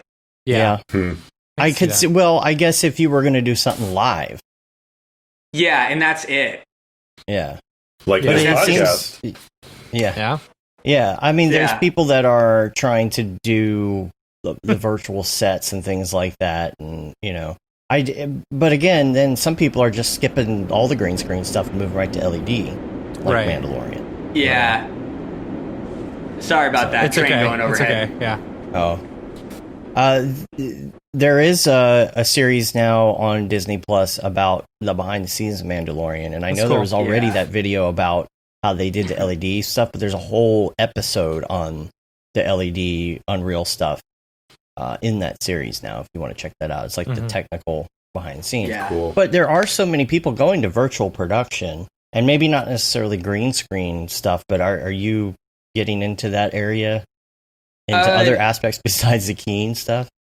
I mean, I hate to say it, but no, that was another thing that I kind of learned really quickly about the Unreal Engine is it's evolving so fast, it's hard to keep up. Yeah. Composure, when it came out, like a little over a year ago, it's changed a lot from when we started working on it to where it is now. And it requires a bit of maintenance and upkeep that you just don't deal with in After Effects. It's, I don't know. I think it would just take a bigger team than the one that I have to be real focused with a big background on Unreal to stay in that space. Yeah. Yeah. That makes sense. And it's something that would be fun. It's like, I would love to have like a warehouse with, you know, some rigs set up, even if it wasn't the LED stuff, because that's so expensive. But even if it was like a small green screen rig or something, who is the guy, Matt? Is it Matt Workman? Yeah, he's awesome. Yeah. Who's doing a bunch of that stuff, and he's showing a bunch of that off online. Like, if you haven't heard of him, check out his stuff if you're interested in looking at some of that. And he has the green screen stuff going on. Yeah. I'm going to run to the restroom real quick. That stuff looks super fun. All right, go for it. I did a really, really like rudimentary version of that years ago, and I actually released clips of it on our old website as like an experiment or something, where we put an iPhone on top of a 5D Mark II so we could track the gimbal movements. Yeah. You know, and then like send a signal and combine it with something from Cinema 4D. We actually got it to work. You know, but you know, that's the kind of thing that I saw it done, and I was like, okay, how can I do that? How can it be done on the cheap? You know, how can it be done more affordably? And I was on the right track. It's definitely the future. I think what's going to happen is we're going to see those sensors either built right into cameras, just like they're built into an Oculus Rift, or just have a little easy attachment that you can stick on there. And then you're going to be able to record that motion. Just press the record button and it starts recording directly into the device, saves it right onto your memory card. Yeah. And that data becomes like a metadata track, just like an audio track. That's what I've always wanted, is just to get coordinates out, whether it's embedded in the video track, if it could be somehow embedded like into the closed caption track, kind of like they do with a drone. The GPS coordinates go into the closed captioning track. It depends on how you want to save the data. I'm a little bit ignorant in this space, but like to me, I think. Do you guys use like the Oculus Rift? Do you know about it? Oh yeah, it's sitting right here. Yeah, of course. So they've got the accelerometer, and that's a pretty lightweight track, right? And that's pretty basic data. And then there's another data, which is the actual video being recorded in from each of the cameras, and that data isn't saved through the Oculus Rift. It puts those images together, and then it derives a position of the headset, and then that position is returned. So that's very lightweight. Mm-hmm. In my opinion, what I would do is I would not even bother doing that calculation. I would just save those 4 video tracks, and then that in combination with the actual video coming out of the camera, put that in a really, really advanced solver to make a really accurate position after the fact. So I'd want to save those 4 videos as well. Imagine you could just take an AEC file that goes along, that has the same naming convention as your clip. It's just .aec, and then you can just drop that in to After Effects, and you got camera data, and it just lines up right with the footage. That would be super fun. Yeah, for sure. Super convenient. So, what else do we want to talk about? More Octane. We didn't talk about much more Octane.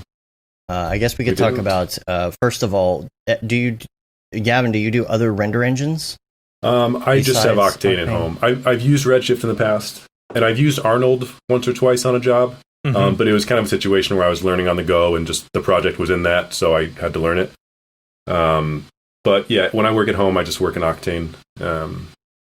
It does what I need. It's fast. It's convenient. I haven't run into any walls with it. The walls. That's what I was going to ask you about. Yeah. No, I've never run into anything where I couldn't do something with it. The only time I did a help ticket and everything, and they helped me out. It was just I wasn't setting up my instances right, so my scene had like 25 million polygons. Instances or something like that. It was that triangle one. So that triangle one, when I was rendering it, it would crash after like 4 frames. Did they know who you were? Were they like, oh, we got to help this guy, this guy specifically? Guys, you're got a just selling flamingo them emergency? hundreds of licenses with your work. I hope so. Jeez. Yeah. But yeah, no. So they helped me out with it. So then when I did the instances properly, instead of having 25 million polygons, it had like 800,000, and it just worked fine. That's fine. So it was just my error. But no, other than that, I've never run into any issues. Now you also did an Instagram face filter with your flamingos as well, right? Yep. Yeah. Pretty silly. It was fun to put together. I just saw that you could do it with Spark AR, and I looked up a tutorial, and I built that filter in like 2 hours or something. Really? It's really easy to use. Yeah. Oh, that's cool.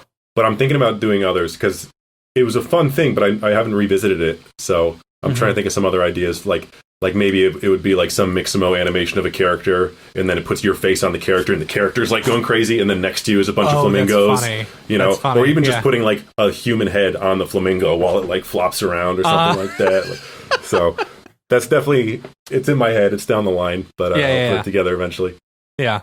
Didn't somebody say, like, I guess they're not taking submissions for more face filters right now or something? Oh, during maybe. the quarantine or something like that. I don't know. I don't know. I've seen tons of them. There's so many that are absolutely hilarious. Yeah. Just ridiculous ones. So are these, you've got all these loops and stuff. Yeah. Like, are they VJ loops? Are they, and are they free to download as well? Yes, they are. So on my site, I have a site, Shapiro500.com, and I made it because I had this idea, like, what if you're just like doing a party or an event or something, you just like want some loops really quick. So you can go to that site, you can choose the BPM, and then it just plays a bunch of my loops. And you can choose which ones you want to play and don't play. If you need like a theme or something, you can make it full screen, Chromecast it. So you can just use that for free. You can download all the videos for free. They're 720p, so they load quickly, and they have a watermark. If you want it in high def and without the watermark, there is a link to buy them. Cool. But otherwise, you can just get them for free. But yeah, no. That's cool that you can do the BPM. Yeah, I'm doing it right now. $999. Does it work? I feel like I capped it at something. I forget what it was. So do you have to hit download to get it at that speed, or will it do it over here? No, it should just, if you press enter, maybe? I don't know. Oh, okay. Oh, there it goes. There we go. Oh, Yeah, man. $9.99. Yeah. Oh, Yeah! dude, the snow texture on those the flamingos skiing. Oh, so good. That came out really nice. So I looked up how to do that on YouTube. There was some awesome tutorial. Some guy shows you how to do it, and then I just tweaked it a little bit, added some more texture to it. And this one, was this one thrown through the Google algorithm? So this one, I saw some work on Reddit by a guy who goes by Moon Scooter. His name's Jeremy. And I contacted him. I was like, I love your work. Do you want to do some kind of collaboration? Like, just let me know what you think. And he was down, and he put his effects on one of my videos. And yeah, he uses, oh my God, I don't remember the name. He uses a style transfer thing, and I'd have to look it up. But yeah, he does a style transfer algorithm, thing. right? That AI algorithm that changes things to... Yeah, exactly. It's something that trippy, like that. Yeah. But that's all his, something... like, he designed that art and stuff or something. Like, he has his own artwork and it looks like that. But I saw a video that he did that was getting kind of popular on the Deep Dream subreddit, where it was like just first person view of walking through Tokyo or something. And he made it look like a Monet painting. That's cool. And I was just blown away. So, but yeah, he's awesome. And he's done that. How much time do you put into one of these renders? That's a good question. It kind of depends. Usually what I'll do is like wake up before work. My girlfriend's a nurse. She gets up earlier than I do. So I wake up with her, and then I have a few hours in the morning where I'll chip away at one. Sometimes it'll be a few days. Sometimes it'll be a few weeks. That one where it's all the triangles that are flipping and then flipping and all the rails, that one was a few weeks. That was tough to get together. I imagine. That one was such a nightmare. Oh my God. Because the way it works, each loop, like each copy of it, is the same scene, but it's offset by 4 seconds. So all the rails line up with each other. Like when one flamingo leaves one, it goes into the past or future on the same one.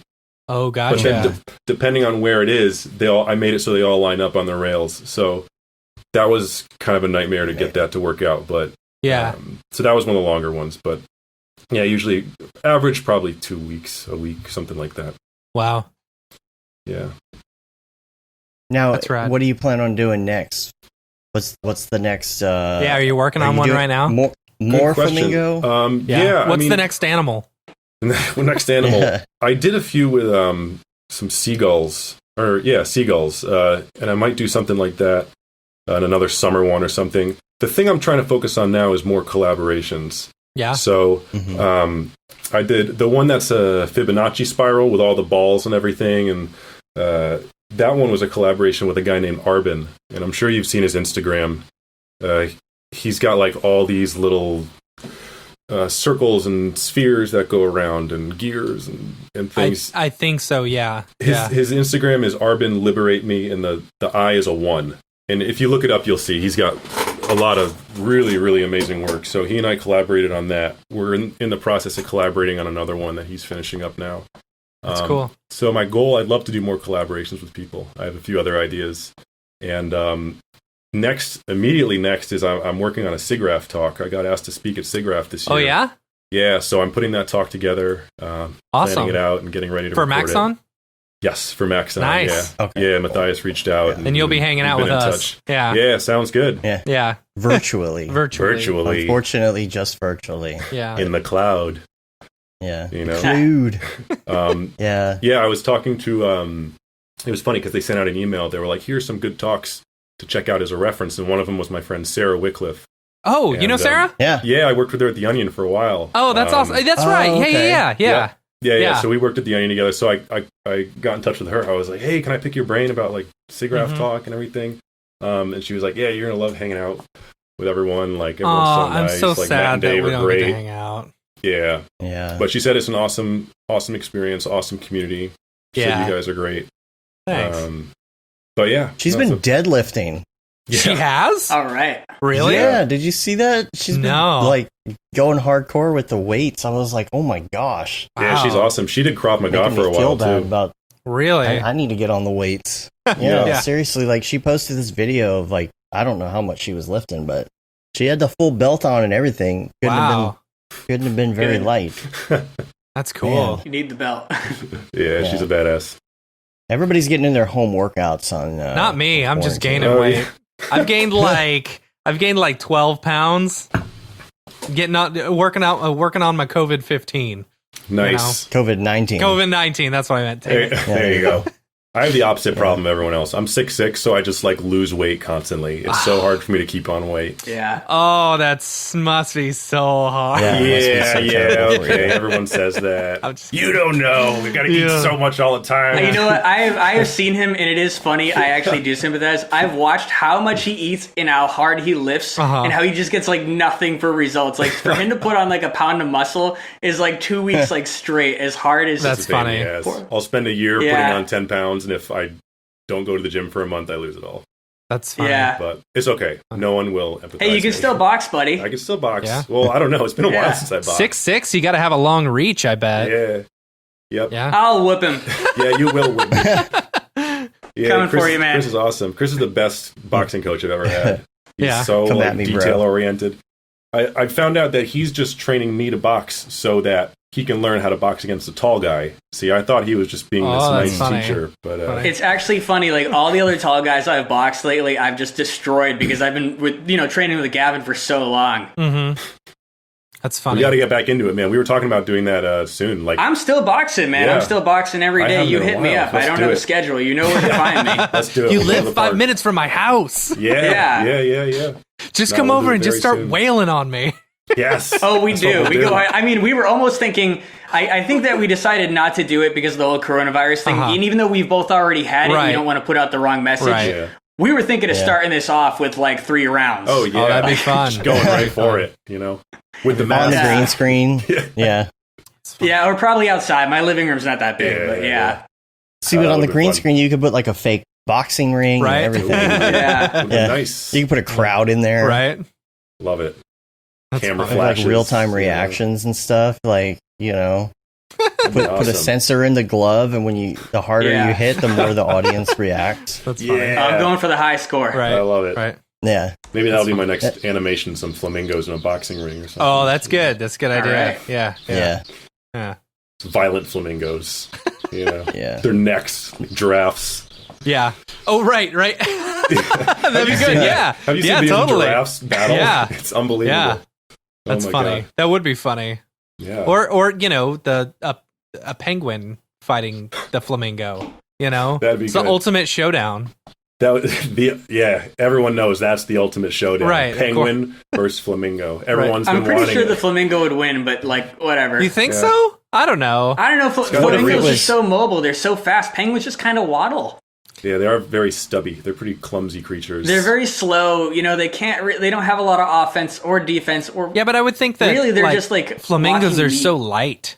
Yeah, maybe more like 1,000 flamingos against 1,000. Wait, a giant penguin versus a giraffe. penguin-sized flamingo versus a flamingo-sized penguin. Yeah. Versus 10,000. Now that gets interesting. 10,000 penguins. I mean, you could instance that. I mean, the real question is whose turf are we on? Like, if we're in Antarctica, the flamingo doesn't stand a chance, Yeah, totally. Oh, yeah, the penguin just has to wait. Yeah, well, the flamingo just flies away. That's true. Yeah. They are majestic in flight. Yeah. See, I'm gonna have to get into the lifting. I'm getting to. You guys run as well? Yeah, I have run in the past. I've failed at running. Man. What do you do? Like when you hit a certain point in running, it's just like, okay, I've thought through what I have to do today. I've thought of my life goals and dreams, and now I have another 45 minutes to go. Yeah, and I don't want to. I tried listening to podcasts, but you don't have the same like momentum when you're not listening to music. And I hit up EJ because he's on that. What's the Stravia? What the running app? And he's running like 40 miles a week. And I'm like, dude, how do you not how are you not bored out of your mind? I do. It's very boring. It is boring, yeah. I think though, when you run, you should try to just enjoy it. So my rule is when I started running, when I was like out of shape or whatever, I committed to walking and then running until I started to feel a burn, and then just walking again. Mm-hmm. And basically, it's so much more tolerable if you commit to an hour of something you enjoy, and then you build up a little bit more slowly. But, you know, you're never like, oh, I don't want to run and feel that burn in my lungs and my legs and my feet. Like, every time you go, it's just like kind of like going to the spa almost. Like, not quite, but... Yeah, you got to build some kind of take it light. Positive association with it. Yeah, exactly. Yeah. Positive association. That's probably what I meant to say, is just go out, even if you just walk, even if you're not feeling the run, just make sure you go out every day and do the hour-long walk. And as long as you're out there every day and, you know, you run for 5 minutes in a stretch one day and then 10 the next day. Yeah, you just got to do it in a way where you don't hate it. The only way I've been able to enjoy running is like I got to put on Meshuggah or like the Doom soundtrack, and then I can do like just a few miles. Like I've tried marathons. I actually got third to last place in the Paris Marathon. It had like 30,000 people. It was terrible. It was like 7 hours, and I found that is not the thing for me. I gave it a shot, but no, when I've run just like a few miles at most, like 30 minutes, and that's all I can handle. I don't run. I don't like it. I haven't in a long time because I don't really like it. I haven't liked running since I was football in elementary school. I hated it. I hated running. That's why I quit. I told Julie I was like mad at myself the other day because I only ran 5 miles instead of 6, and I'm like, what am I saying? Like in February, I couldn't run more than 30 seconds. That's good. 5 miles is a good you're run. winning. You know. 5 miles is winning. Like after winning. You get out of college, it's just a battle to like stay in shape. Yeah. Well, I've been doing like 3 10Ks a week now. Oh, that's awesome, dude. The problem is, it's just the like, I've done the whole thing where I've gone through, there's a really cool site where you can pull music or find music and the BPM so that you can build a playlist that slowly builds so that you can kind of keep your pace and not worry, you know, because I always look at heart rate. I want to keep my heart rate a certain place for the majority of the run, and at the end I'll push it up a little, you know. But now I think I'm going to start doing interval training starting this week and to go for a half marathon. That's the nice. Good for you, man. That's a huge achievement. No, thank you. You just have to keep doing, like you said, you know, you go out and you run. You don't necessarily have to like kill yourself each time, but you just go out and get that hour, and that's part of the training process. Just the repetitive an hour, you know. Yep. If you enjoy it, you'll do it every day. If you kill yourself, then you know you'll start like saying, maybe I don't have time today. Yeah. Mm-hmm. Like that's what I do. Is I don't do any real hard workouts. The hardest workouts I do are when I'm boxing, and that's because if you don't move your head, you get hit. Yeah. So. See, I did weightlifting. I did weightlifting and like just the normal gym machines, you know. Sure. Yeah. For like a year and a half, and I lost like 20 pounds, and you know, it was the best it was the best shape I've ever been in a long time, you know. But I don't know. We hit one big project that I just couldn't go to the gym at lunch. That's what always happens, and then right? Got You hit super, the big project, you know, and it's like, all right, I don't want to go to the gym anymore. Now it's like now I'm just waiting for the gym to open back up so that I can go. You know. Man, I tell you, you know, I am going to do some other stuff. Like I bought one of those things you attach to the back of your bike. So I got my mountain bike up on a thing now, so I can just jump on it. Those are great. Know, and it's pretty good. It's a magnetic one, so it's nice and smooth. But I'm trying to do some other stuff. But I'm telling you, man, I'll swear by that Couch to 5K app. No, nope. Absolutely. I've tried it. Absolutely incredible. It's like, okay, it's easy. Now run 3 miles. Like, no, I can't do that. What are you talking about? Yeah. It's 3 minutes. I need couch to 5K. Couch to couch. Couch to chair. Couch to chair. Couch to chair to 5K. Back to couch to 5K. I actually just started cooking for myself, and I actually, in the quarantine, I lost like 15 pounds because I was too afraid to order food. That's with funny. the whole thing going on. I have a feeling like that's a lot probably of people are where getting I into got other it, hobbies. Was ordering food. I think that's where I got it. Yeah. I'm a degenerate. I've just been lazy. I haven't been doing anything productive with my time in quarantine. Funny. I don't know. It's been nice to at least dabble in some other things. I started and I kind of fell off, but I was drawing a different motion graphics person. every week or so, every weekend, and then cool. giving it to that person and saying, okay, now you pick the next person. You should draw Gavin in shorts with flamingo legs. Flamingos. Yes, please. Oh my God, I would frame that, man. I would frame that above my bed on the ceiling, so I look at it every morning. The second I wake up. Last thing you see before you go to sleep. Yeah, exactly. I'm working on Aaron Coverett right now, so I'll suggest to him that he picks you next as the next person. Wait, but that means I have to draw someone, right? No. I'm you get doing to all the choose the drawing. next person. You get to choose the next person. And Dave's the one drawing. Okay, gotcha. Because I cannot draw at all. It's embarrassing. Neither can I. That's and disturbing. Yeah, mine are looking pretty bad. I'm redoing the one that I did of Zach Corzine? because I just feel like I didn't get it right. I spent like 2 hours on the shading of your upper lip. He looks too goofy. Classic film. He looks too goofy in my opinion. I think I made him too goofy. He needs a little more. He's a handsome guy. He needs a little more finesse. Yes, he is. Yeah. So back to the motion graphics. Mm-hmm. Oh yes. Right. What we're here That's for. why we're here. Right. Yeah. No, I think it's really great. Everybody is I think not everybody, but a lot of people are at least dabbling in something new. Cooking, drawing, Chris, exercise. have you noticed an uptick in sales lately because of the quarantine? Okay, so we made it free for April and May. That's right. Yeah. Mm-hmm. So I mean, the sales had basically gone flat at some point through mid-April when everyone realized it was free, which is kind of what we expected. Right. Yeah. But you'll probably get a big uptick in the next week from people who have gotten used to using it, right? I hope so. Hopefully. It's tough because people aren't shooting right now. Like my products are compositing products. Yeah. People aren't shooting green screen. People aren't doing things that require a lot of motion tracking. So it is what it is. But we're plugging along. We're still doing well. We'll still get sales. Yeah. And people need to remember they can do motion tracking with regular renders too. Sometimes it's not worth it to go through all that trouble. Like I think that's what Ariev did when he did Space video. I think that the dude's face inside the space helmet was actually tracked to his own. I think what he did is he rendered out a wireframe because it's easier to track a wireframe. Oh, that's interesting.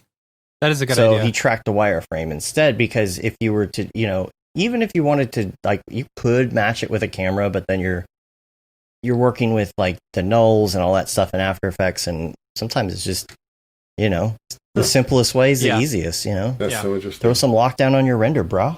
Yeah, I've done it. I mean, I've used composite brush on renders a lot. Like if I need to change a certain color or something, I'll just use that and swing the color. Yeah. Or if I forget a pass, like if I forget a render pass or something, it's easy to just grab it with that. Yeah. Chris, if you could change anything about After Effects, what would it be? It would definitely be dynamic linking. How in Maya it's really easy to just reference someone's project. Yeah. That in After Effects, I want to be able to reference someone else's After Effects project without having to go in there or without having to hard import it. Yeah. Dude, yes, how sometimes you're like, I just need that one layer from that other project with those effect settings on it, and then you have to go to that project, strip it down just to that layer, import it into your other project. Yeah. I had to do that twice this morning. Yeah. With Gavin, we had done a lot of screen replacement projects together where I was doing the comp and he was doing the animation on the screen. And I'm like, this is completely unrelated. Like, I wish I could reference this. Yeah. That would have been awesome. Yeah. Oh my God, can I answer this question next? Yeah, go ahead. Yeah. like what you can do in C4D with Mograph.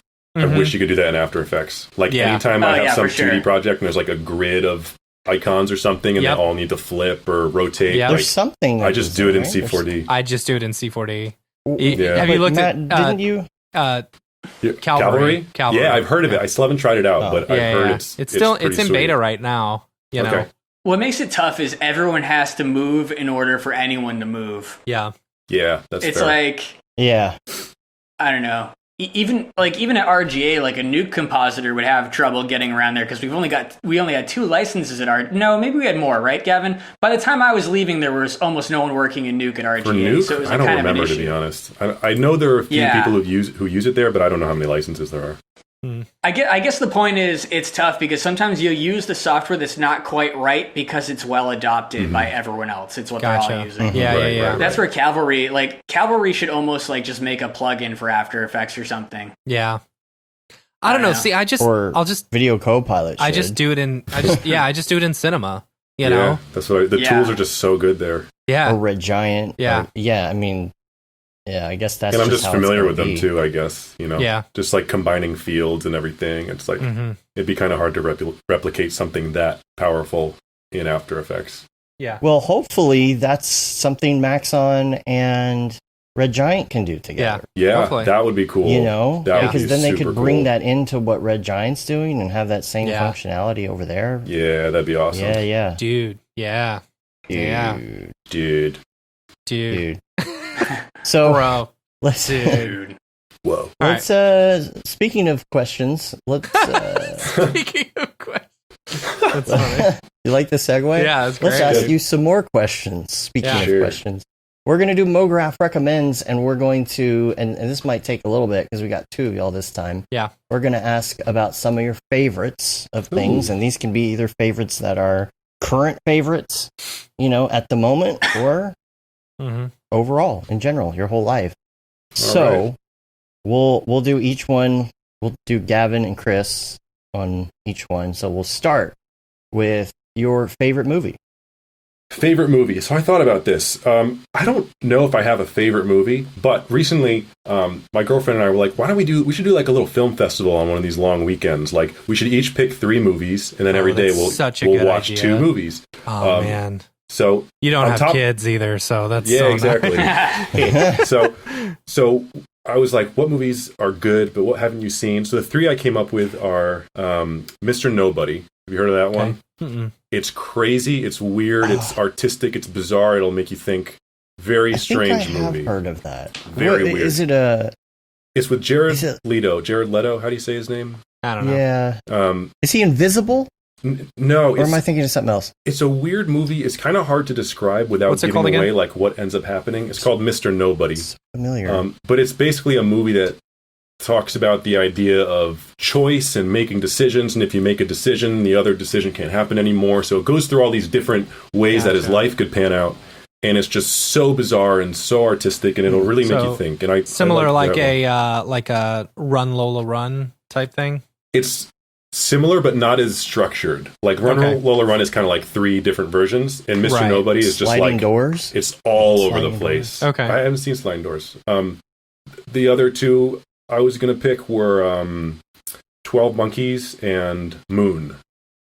Oh, Moon is so good. Moon is so good. Moon is great. You know That's what? another one where it really makes you think. I started watching Moon like the first time, and it had been out forever. Everyone had spoke very highly of it, and I just couldn't get into it at first. But then so I didn't watch it. I didn't finish it. I only got like, I don't know, maybe 20 minutes in. But then on my flight back from Iceland, I sat down and watched the whole thing, and I was like, oh my gosh, it's such a good movie. It's so good. Yeah. So good. It's a smart movie. Yeah. So I love that movie. Yeah. Yeah. Chris, what about you? It's got to be Memento. Okay. Oh, no way. I love that movie.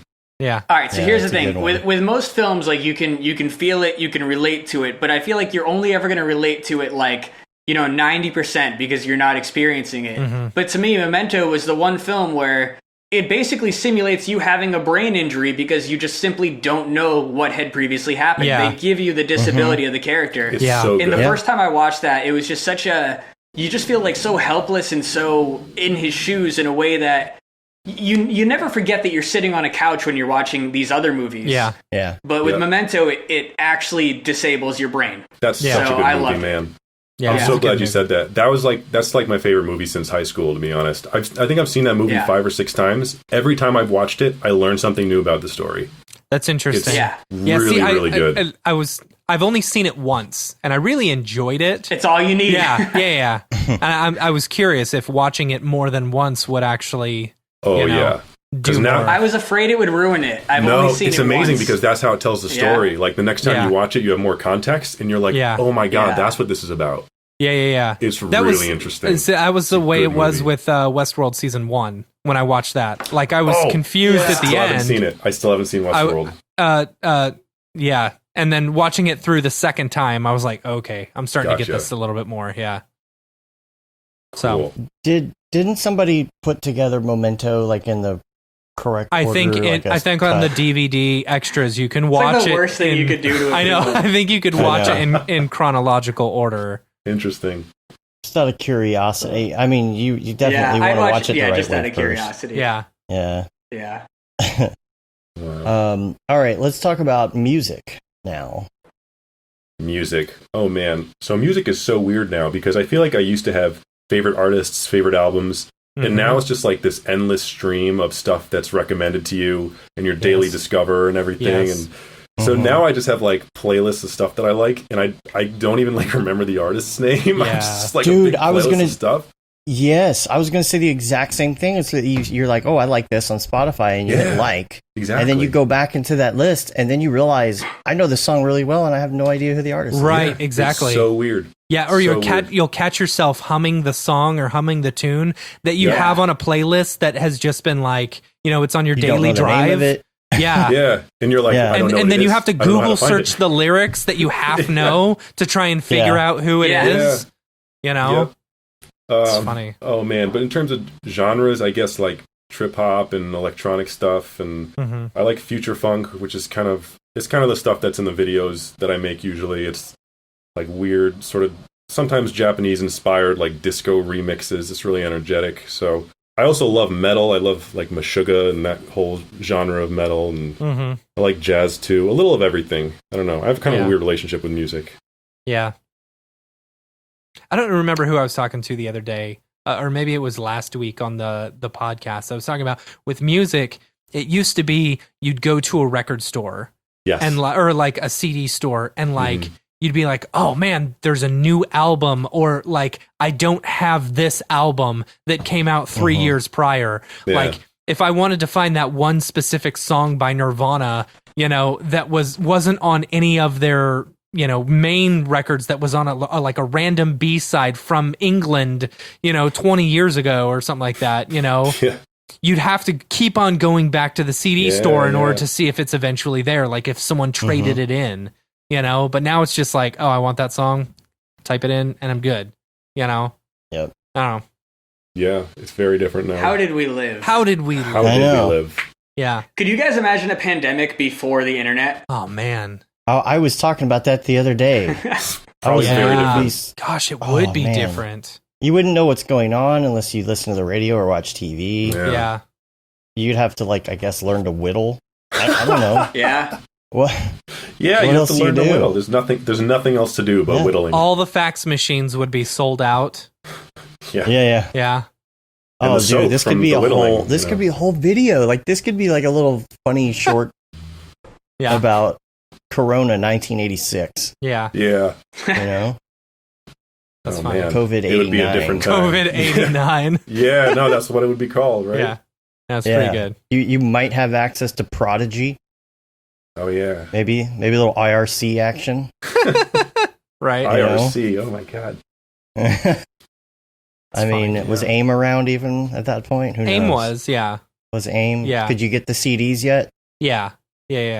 Man, I bet AOL would have like totally given you like some extra hours, more than just 1,000 hours. Oh my god. That's funny. It's like get 2,500 hours for Corona. Yeah. Oh my god. I remember all those CDs. Yeah. I remember a picture somebody made a throne out of them. Like it was like hundreds of thousands of CDs. They built a giant king's throne. It's crazy. Dude, every month you would get a CD in the mail. Yeah. And you didn't even ask for it. Like everybody just got a CD in the mail and said, here. They would send me a free coaster every month. Yeah. Right? Now CDs don't even exist. Who has a CD? Nope. I know. Mine are all sitting in a box in my attic. And my DVDs. Like that was such a great marketing ploy. It was. Yeah. Just give away give away your software in everybody's mailbox literally every month. Yeah. Here, it's free. Have it. And everyone's like, okay. Yeah. It's funny. Man. Genius. What happened to that? Chris, music? Music? I think I hit the same kind of thoughts as you guys did, that you don't even know who you're listening to. It's just what plays because you're not choosing anymore. Right. Yeah. Right. I mean, it's basically the radio, just much more, much more tailored to your own likes and stuff. Yeah, I lean towards rock, I guess I would say, but now I don't even know most of the artists on there. Yeah. It's so strange because I had never thought about that. Yeah. Right? Isn't that weird? Yeah, that's weird. That's real weird. Surreal. Do the two of you listen to music while you're working, or is that something that's difficult? Headphones, yeah, probably. I do. I listen to music while I'm working. I do, but whenever I get really focused, I pause it and just stare angrily. Yeah. You're like, where is this error? It can be a distraction. I feel like if you were especially doing code, I feel like it could be. Sure. It's sometimes it's easy to have some nice chill hop on and be creative. Totally. But if somebody now when you're doing code, you just just do the Hackers soundtrack, right? Yeah. Exactly. It's Prodigy, the Matrix soundtrack. Yeah. What about TV show? That's the next one. TV shows. My favorite show is Black Mirror. I think that's just very thought-provoking and really relevant in terms of what's going on in the world and what's going to happen in 10 years, 20 years. It's I just like how thought-provoking it is. I like after an episode, you can just sit with your friends and talk about it for hours, because it just raises so many good ideas. Some of them are so messed up. Oh, they're all so messed up. The one, the episode where it was basically like a Siri, or not a Siri, like an Alexa equivalent, where they basically downloaded your consciousness, you as yourself, and then just like they sped up time to where she was in this purgatory thing for 6 months, until she would basically just be submissive. It's like, oh gosh, that's crazy, awful. No thanks. Yeah, they throw out a lot of really, really brilliant ideas in that show, and it's stuff that could happen in our lifetimes. It's stuff that could be these things could happen. They could be real things that happen. It could be real issues we have to face, real ethical questions. There it is. Thanks, What? Kevin. Oh, Kevin, we missed you last week. Yeah. Breaking Bad or The Wire. Yeah, always got to bring up Breaking Bad or The Wire. Always got to bring that up. Yeah. Chris? I loved Game of Thrones until the last season. I don't want to take us down that whole avenue there, but that was my favorite.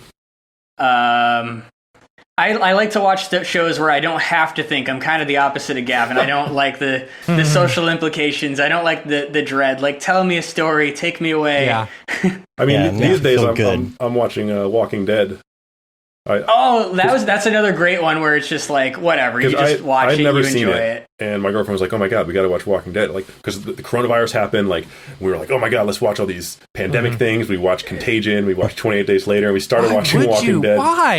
Why would you want to put yourself through that stress? To get stoked, to be like, okay, we got to mentally prepare and get ready for the apocalypse. It's still kind of silliness though. Walking Dead, you can never take it too seriously. Maybe the first few seasons. The quality bar is up and down and up and down. It's they'll have great episodes and then just the worst. Oh yeah, there were a lot of times where we're like, okay, after the episode, we got to stop watching this. This is just so stupid. It's like a cartoon. But then it's like, oh wait, but what happens to Negan?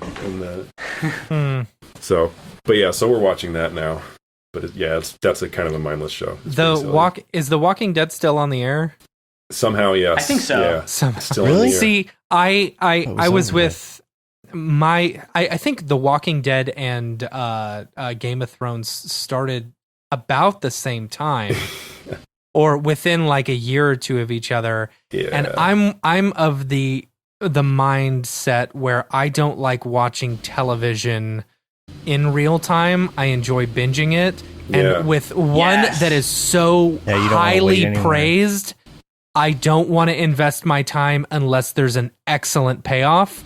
So Game of Thrones, nope, not gonna watch it. Don't even care. In fact, the only episode I've ever watched, or the only 2 episodes, was the very first one and the very last one. So I don't know what happens in between. You don't want a lost experience. Yeah, I don't. It burned me so hard. Yeah. Anyway. Oh man. Emotional damage. Yeah. So The Walking Dead is another one, because I heard that first season was just absolutely incredible TV, you know. Yeah. But then It's my good. dad, who's a big zombie fan, watches everything zombie. Is just like, I'm not watching this show anymore, you know. Yeah. So I'm getting there, but now I'm just almost at the end, so it's like, just you gotta finish it. Yeah. Oh, Yeah. It's so long. It's so stupid. Yeah. But it's so good. So, what's next, Dave? All right, next up, that would be podcasts. If you listen to podcasts. Podcasts. To be honest, I don't really listen to that many podcasts. I don't listen to any podcasts. I checked out Dr. Death a while ago, and that was really terrifying and awful. What's and Dr. Death? What is Dr. that? Death, it's about a guy who's a doctor who basically just like maimed patients in surgery and got away with it. Like, Wow. A true story. it's a true story. It's awful. It's so bad. I think I heard Why about did he do that? Because he's a psychopath. He was just like not totally trained properly, but he was a doctor, and then he started just butchering his patients, and they would wake up and they'd be paralyzed, and they couldn't touch him because he was a doctor and protected by malpractice stuff, and it was, he was protected by like it's an error, it's an accident. So he was off the hook for a while. He would just leave the hospital, go to a different one, and Jeez. Oh my gosh. and then eventually he got caught. But it's an awful story, but it's fascinating. Wow. But it was like 6 episodes or something. So that's horrible and interesting if you're into that kind of stuff. Yeah. Chris, What do you you, listen to Chris? any So podcasts? I haven't in a long time, but the last book I read was Masters of Doom, and that was pretty awesome. Yeah, that's a great. I mean, book. I'm not sure how accurate it all was, but it was just interesting from the business perspective and from the tech perspective. That's a great book. Yeah. Really good book. An Empire All right, now we'll go into plugin territory. Cool. Now we're going to exclude renders from this. All right. Uh-oh. No render. All right, we know the rendering. first two, but we'll skip over those, right, Gavin? Yeah, lockdown, CB. Right. It's the best. All right, we're done with that. Okay. All right, next question. So Plugins. Neat Video. That's my number one. Neat Video is a good one. Okay, Yeah. that's a good one. Yeah, I mean, you can't live without it. I use that in my renders sometimes. The Octane denoiser is pretty good, but sometimes Neat Video just does it a little better. Yeah, see, I like And to... does Mocha count as a plugin? I would say it I does. don't know. Okay, then Mocha for me. Yeah. I would say it does. Yeah. See, I don't Cool. like rendering out my Octane renders denoised already. And I don't like rendering out unless I know it's going to look good the whole Exactly. time. You know? Yeah. I would Yeah. rather render them with noise and then Neat Video it. You know? Usually So- what I do is I'll render out the regular pass and the denoise pass, and then just see what works. Sometimes the denoise is great. Sometimes I sort of blend between the two to get a little noise I do to the break up the blending. glitchy. Yeah.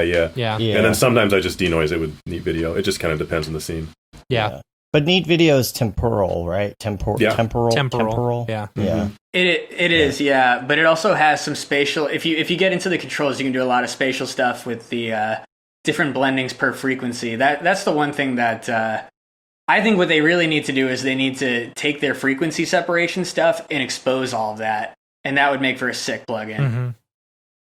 Sweet. Understood. Some of those Expose it in what way? So basically, they break up the video into 6 different layers at different detail frequencies, right? go. And you can change it. You can change the different sliders for the amount of blur, and that's essentially what's removing the noise, right? I guess. Okay. That's amazing. Sure. You guys have never got that deep into Neat Video, then okay. No, I hit auto tune. I do remember messing and then with I'm like, some of okay, the- that looks good. Here we go. Okay, Yeah, I okay, remember no, so I did yeah. mess with some of the fine controls back in the day. Yeah. Yeah, so the way it works is it breaks the image into 6 different buffers at different frequencies for those breaking up into little patterns. And if you could expose all 6 of those so you could see them and then comp them and then recombine them back into the original image, that would be even more useful than denoising. Okay. I mean, you could take a look at my face. You could have a flat pass of just the pores and then a pass that's just the gradient of the skin. You could just break that apart. Neat Video's already doing that. They're just not exposing those controls. Right. Or the layers, Okay. rather. Gotcha. Yeah. Could be really useful for all sorts of compositing. Yeah.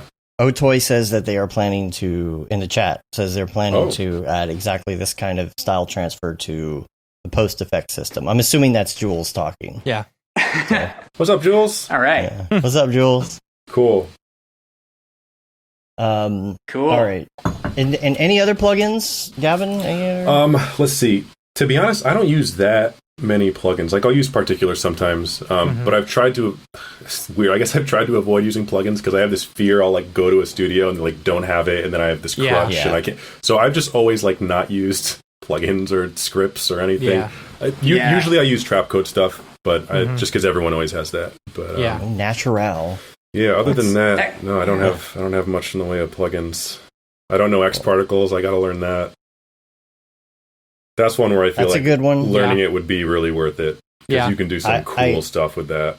Yeah. Yeah. Now, oh man, I can't wait to see your flamenco loops with X particles. Dude, doing a loop with X particles, I can only imagine that would get very hairy. Yeah. Now you just do a cross dissolve between the two. Right? Yeah. Just call it a day. Yeah. Yeah, cross dissolves at that point. Now, what about headphones? Y'all geek out on headphones at all? Or it's just whatever? I don't. I found these headphones in a drawer. These were from a Norwegian Airlines flight. And that's what I'm using. Because I just use speakers. But I don't know where they are. I have a pair of Turtle Beach headphones for my Xbox, and they're just the cheapest, best headphones that I've used. Turtle Beach? Is that the name brand? Yeah. Okay. They're great. Sweet. Cool. And what are you wearing now? Is that what you're wearing now? No, actually. So I'm just using... It's a long story, but because of the length of cords in my house, the Turtle Beach one wasn't long enough. So I have a USB extension cord. And, well, that's just the only way I could actually get a pair of headphones from my computer to my head was with the USB headset. So here we are. Funny. Gotcha. Yeah. Okay. You don't want to see my living room right now, man. There's lights, there's computers, there's cameras. Green screen. Yeah, exactly. Yeah. That's how this room looks right now. This room goes back and forth between a production studio and a living room. Like, it's so weird. And my office is pretty clean right now. You can't even walk through it. It's just all cables and green, and there's now. I'm just getting more and more gear and lights. I got the new lights, by the way. Yeah, nice. The one Matt you've been talking about. Yeah, I should have brought the other one in here to show it. Them? I don't even know the brand. I want to read you the instructions. Did you ever read the instructions that came with these? No. Oh my gosh. You sent a picture of it the other day? Yes. Yeah. All right.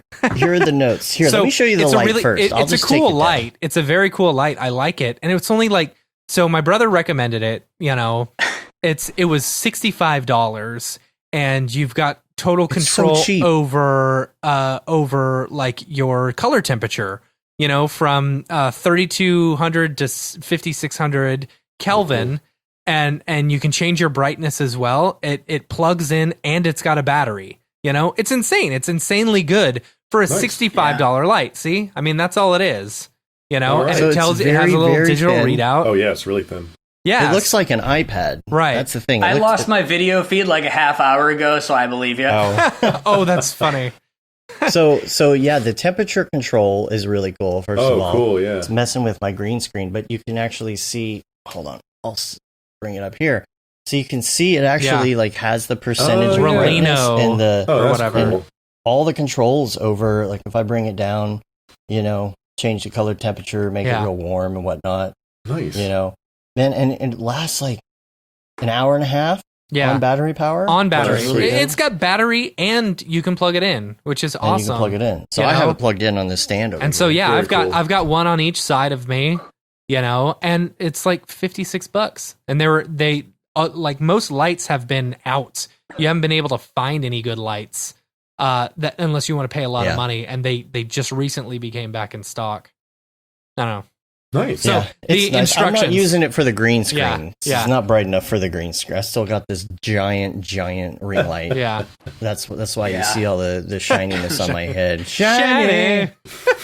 So the instructions. The instructions. Oh, the instructions. Okay. Yeah. So I was going through the box. I was like, you get stuff. I'm the type of person where I will get the thing, and I will take everything out of the box that I don't need.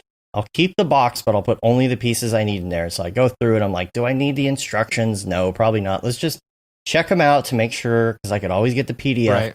but I'm going to make sure there's nothing I need in these instructions. So I open the instructions and I go to read this. And here are the notes on this light. Number 1, the soft light is not dustproof, waterproof function. What? Okay. Yeah. Number 2, the soft light belongs to Precision Instruments. Please do not make lambency lamp fell to the ground, collision, or a strong shock. Yeah, don't do that. Pretty good. Yeah. Definitely then you got don't working do that. temperature. Of course, it's in Celsius. And then number 4. I didn't even see that. It's in Celsius instead of Kelvin. Oh man.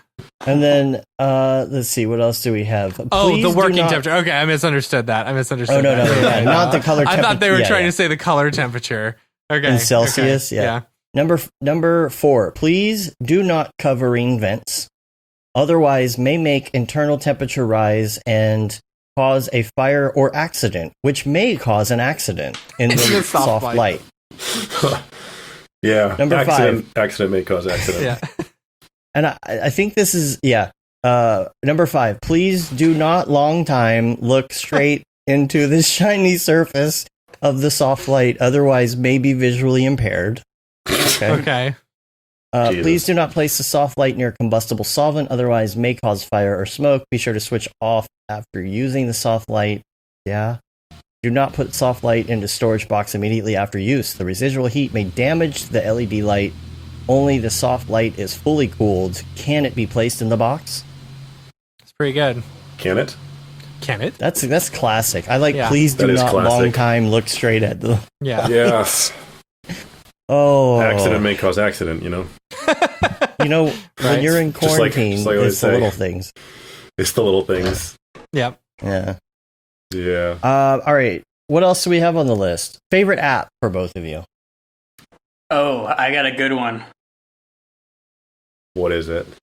I'm about to pull it up. Oh boy. It's Rap Horn, isn't it? Yes. Second favorite app. What is it? The autofocus button there for my camera. Oh. That's yes. nice. Ooh. Nice, Yeah. right? So useful. Which what camera? I'm Oh, is that actually- the are you're using a Blackmagic camera? Yeah. Okay. Mm. Yeah. Oh, that's cool. Which Blackmagic camera? Just the 4K. 4K. Yeah, I got that app that controls 'cause on the 6K. If you have the EF lenses, it can actually remote control the focus, and that is so good to have when it's just you operating your own camera. Yeah. Yeah. Yeah, it's like almost impossible. I have a ceiling fan that was my stand-in that I'd just bring it in over here and put That's it down funny. and Right. focus in it, and then like come back and yeah. Yeah, But it's how so I used nice to because do like it. what if I want to move backwards? Like Uh-huh. there we go. Yeah, then you're like, okay, which way do I have to pull the focus? And you go up Right. there and you turn it, and you sit back down. You're Yeah. like, I went the wrong way. Yeah, It's got some really other cool. stuff in here too. I can change the color temperature and all that junk, and Yeah. well, I'm not going to mess with it right now. Right. Yeah, Appreciate probably that. not a good idea. Yeah. But yeah, there's some great controls. I wish that it would actually stream the video to your device. Oh, that'd too. be cool. That Yeah. would be nuts. Yeah, that'd be awesome. Yeah. Maybe someday. Gavin, what about Yeah. I'm trying to think. Let me see what apps I have on my phone. I made an app. go-to? Icy Heights. I was going to say I made an app. Can I plug my app? you? Sure. What is Yeah, it? totally. I made a game a few years ago called Icy Heights, and you're a penguin and you can jump up on platforms. Uh-huh. I learned Unity and everything, and I made like $20 from it. So it was not a great investment, but it was a fun learning experience. You're about And to make $20 more. Yes, and now I don't have an iPhone, so I can't even play it. So Well, that's fun. Oh, that's funny. that's the end of that story. Oh yeah, there it is. How There about it is. that? All the reviews, I'm pretty sure, are from my family and friends. And You got 22 reviews. yeah, Yeah. This So- icy game is hot. Ooh, that's good. I like that. Funny. Nice review. It's fresh. Thanks, Court B275. Yeah. I'm trying to see if I have any apps. You need to make it a Flamingo app now. Yeah, next is going to be a Flamingo app, I guess. Wait, how'd you make money off of it? There are ads in the game, and you can also buy. You can buy like more lives if you run out of lives or something like that. Gotcha. Gavin and I always That's how said they one get day you. we're going to make a VR game in his Flamingo world. Oh, we love just that. never. Oh, man. But our lives are too chaotic right now. Yeah. Oh my god, in Unreal 5, dude, if we made a flamingo game. One of these days, puzzles. we are going to do it. We're definitely going to do it. I just need, I would love it. Oh. I don't but know. it needs to be that whole, like, MC Escher loopable Exactly, universe thing. It would have to be With some kind of flamingos. some kind of puzzle thing, like A puzzle thing. Yeah. like The Monument loops. Valley. Have you played that game? Yeah. Yes, that is Yeah. a great game. In the same spirit of that, or of Portal. I love Portal 2. Yeah. Some kind of. I wish I could come up with an idea that like it makes you think in a way where you've never thought that way before. Yeah. You know? That's Yeah. why Portal stood out to me so much. It's like, oh my god, I never even considered this. So Yeah. if I've been playing that with my daughter to show her what Portal was like. I'm like, you're going to it's so love good. Portal, right? so good. And she said the same guys, thing to me. yeah, She said, Isn't- my I- brain hurts when Yeah. you play Portal. yeah. It makes your It hurts. brain hurt. It makes Yeah. your brain hurt. What were you saying, Now, Chris? I think Otoy was watching, right? Weren't they putting Octane into Unity? I It wasn't is. sure how far along it Yeah. got because I haven't been. Yeah. Oh Yeah, yeah, I it's saw there. that. Yeah. It's Yes. it's in Unity and Unreal, I believe. Really? Okay. That's cool. I mean, Yeah. I haven't really been Oh. into the 3D stuff lately because I've been doing these comp plugins, but that's exciting. And then Yeah. there's also their Brigade thing, which I haven't looked too much into yet, but Oh, I've yeah. seen demos of it, and it looks like Octane at 60 frames a second. So I don't Yeah. really know how that's Basically, possible, yeah. but it's pretty amazing. That's nuts. Yeah. Yeah, it's Yeah, you insane. should go check out Jules's interview from a few weeks ago. 'cause Yeah. Oh, okay. He, I'll look he at talks it. a lot about all this. Oh, that's Yeah. great. Yeah, it looks Yeah. really exciting. Yeah. I'm excited about what they're doing. Gavin, you're going to drag me back into this world soon. We're going to make something. I've You know been it, dude. out of it for a while. It's okay. Me too, man. Yeah. I've been making flamingo loops for some reason. I've just been tracking. I've been watching little blue points. Yep. Follow video. Yeah. It's funny. There we go. All right, last one. The most difficult question is your favorite life hack. Life hack. Oh my god. Chris, I feel like you've got a good one. I don't know. I mean, I was just going to say take more naps, but It's a good life hack. no, Yeah. I don't know. A life hack. Oh, I man. got hacks for a lot of little things. Like I got a lot of tips for all the things that I do, but a general life hack, I don't know. Mm-hmm. Yeah, well, Uh, what Mitch Myers always says is you put the toaster on its side to make some bomb-ass grilled cheese. That's a good life Oh, hack. Does that Yeah. work, or does That's that a just pretty good destroy one. your toaster? I I'm know. afraid of I've doing tried that. it. I don't think it'll work. I tried it. I don't think it'll work. I did it in the Airbnb we were at in LA, and it worked great. All right, well, if we're Nice. doing cooking tips, I do have All one, right. and Gavin knows because Oh. Gavin has been here for this. Tell him how to make a quesadilla, Chris. Damn it, Gavin! Yes, obviously it's going to be how you make a quesadilla. Okay. Basically, I'm curious. you got to take the flour tortilla, you coat the pan in olive oil and very finely minced garlic flakes. Okay. Okay. And then you fry it pretty fast and make it crunchy, so the outer layer is crunchy, but then the inner it's still like a soft foldable Yeah. tortilla. Yeah. Mm-hmm. That's just a pro tip. That's the best way to do kind of like a slightly fried tortilla there. When I saw Chris make a tortilla, like make a quesadilla, I thought he was insane. Because what he does is he has the pan, he puts the oil on it, it's off. He puts the tortilla on the pan that's off, and then he turns it on like a psychopath, and it makes a perfect quesadilla. I don't It understand. was the how. best damn quesadilla Yeah, you've wait, so ever good. had. You Put the okay? cheese really in good. there already and everything? Yeah, it's all ready to go. The meat is pre-cooked, and actually, I know that this is. I might get a lot of hate for this. A little bit of cinnamon in the hamburger, just a little bit, Yeah, he's And the hamburger. Wait, hamburger? a little bit, or beef, whatever. Or- Wait, oh, okay. beef? For the beef beef, case. yeah. Oh, it's a beef quesadilla. yeah, beef Yeah. quesadilla, Gross, just a little but bit. okay. No, you got to try it, Gavin. You tell him. it's good. Yeah, I was shocked. I was shocked and bewildered, but it's Huh. definitely You delicious. got tasted egg and cinnamon. Yeah. All right. That's you got to You do did a so good little job. that they don't know it's there, though. That's the trick. Yeah. If you So taste little it, you ruined it. that you can't taste it at all, almost as if there were no cinnamon in it at all. No, but it sweetens it. I'm telling you, there's a difference with and without. Yeah. That's Yeah. funny. You It- guys, it's I'm good. gonna have to meet you quesadillas, Yeah. okay? Next time Do you it. come Next to New time York, we're in we're New not gonna York, meet we're at a gonna bar come like by normal 4 people. quesadillas. Yeah. Yeah. Quesadilla party. You're just. I'm dragging you guys into the apartment, and I'm gonna make you witness this cooking. It'd be great. That's funny. Yeah, That's Sounds funny. so good. I'm Yeah. ready, man. Man, I'm hungry. I need some food. yeah, me too. Yeah. Let's get out of here so All that right, we can so- go eat some lunch. All right. You got All right. any? You got anything, Gavin? You got any Life hack hacks? for I us? don't know. Yeah. Get sleep. Don't avoid that. Just like, I already said naps, Gavin. This is what it is. Gavin. Go to bed and get up at the same time every day, and then you won't be tired. Yeah. That's it. Yeah. People are like, oh, it's 8 hours, and then they like offset the schedule. No, every day, same time, you'll be good. Even on the weekends, like don't shift it that much. Yep. That's life changing. I'm really bad I'm up about at 7 that. a.m. every day. Yeah. Every day. Yeah. See, I'm just failing, guys. I'm just failing. it's going to sleep part that gets me. I get up about the same time, and that's the problem. Is that I'll go to bed at 12, or I'll go to bed at 4. Yeah, you know, like, and I'll still get up at 9. I'm like, why am I tired? I got up at 9, like usual. Oh, yeah. I went to bed at 4. Yeah, yeah, yeah. Try having a newborn. Up at midnight. That's rough. Last night it was midnight, 3 o'clock, 4 o'clock, 5 o'clock, and then 7. Yeah. So, You'll get in the groove soon. So that, no, that he's been fine. He's absolutely been fine. You know, it's just the past like week or so, we're trying to wean him off the swaddling and stuff, and it's awful. Yeah, and we've been feeding him, you know, actual food now. Quesadillas. Yeah, quesadillas. Every day. Make sure to put that cinnamon. He doesn't like the cinnamon. Yeah. But so when you add the right guys, amount of I'm cinnamon, gonna do a video on this. I'm gonna spread this to the world. Please do. Is where I quit. This is where I quit making plugins, and I'm just gonna make quesadillas. That's what we need. A Chris Vranos quesadilla tutorial. Tasty videos. Dude, you should. You should release a quesadilla tutorial on your channel, like with no explanation. Everyone doubts it. I'm telling you, I've never had someone try it, and I'd be like, God damn, that's really good. That would be really funny. Is just like a tutorial channel on like Cinema 4D. And then just with a random cooking one. Thing. Yeah. You guys, I'll do it. I'll do it. Yeah. All right. Oh, I have another life hack. All right. All right. Read on the train. That's okay. Because everyone's like, I don't have time to read. And I didn't have time to read. And then I just started reading on my commute, like 30 minutes each way. Yeah. And I've read like 25 books each year. Wow. Because just that hour a day just adds up. It adds up so much, and you can do it. So that's where I find my reading time. But what do you do now?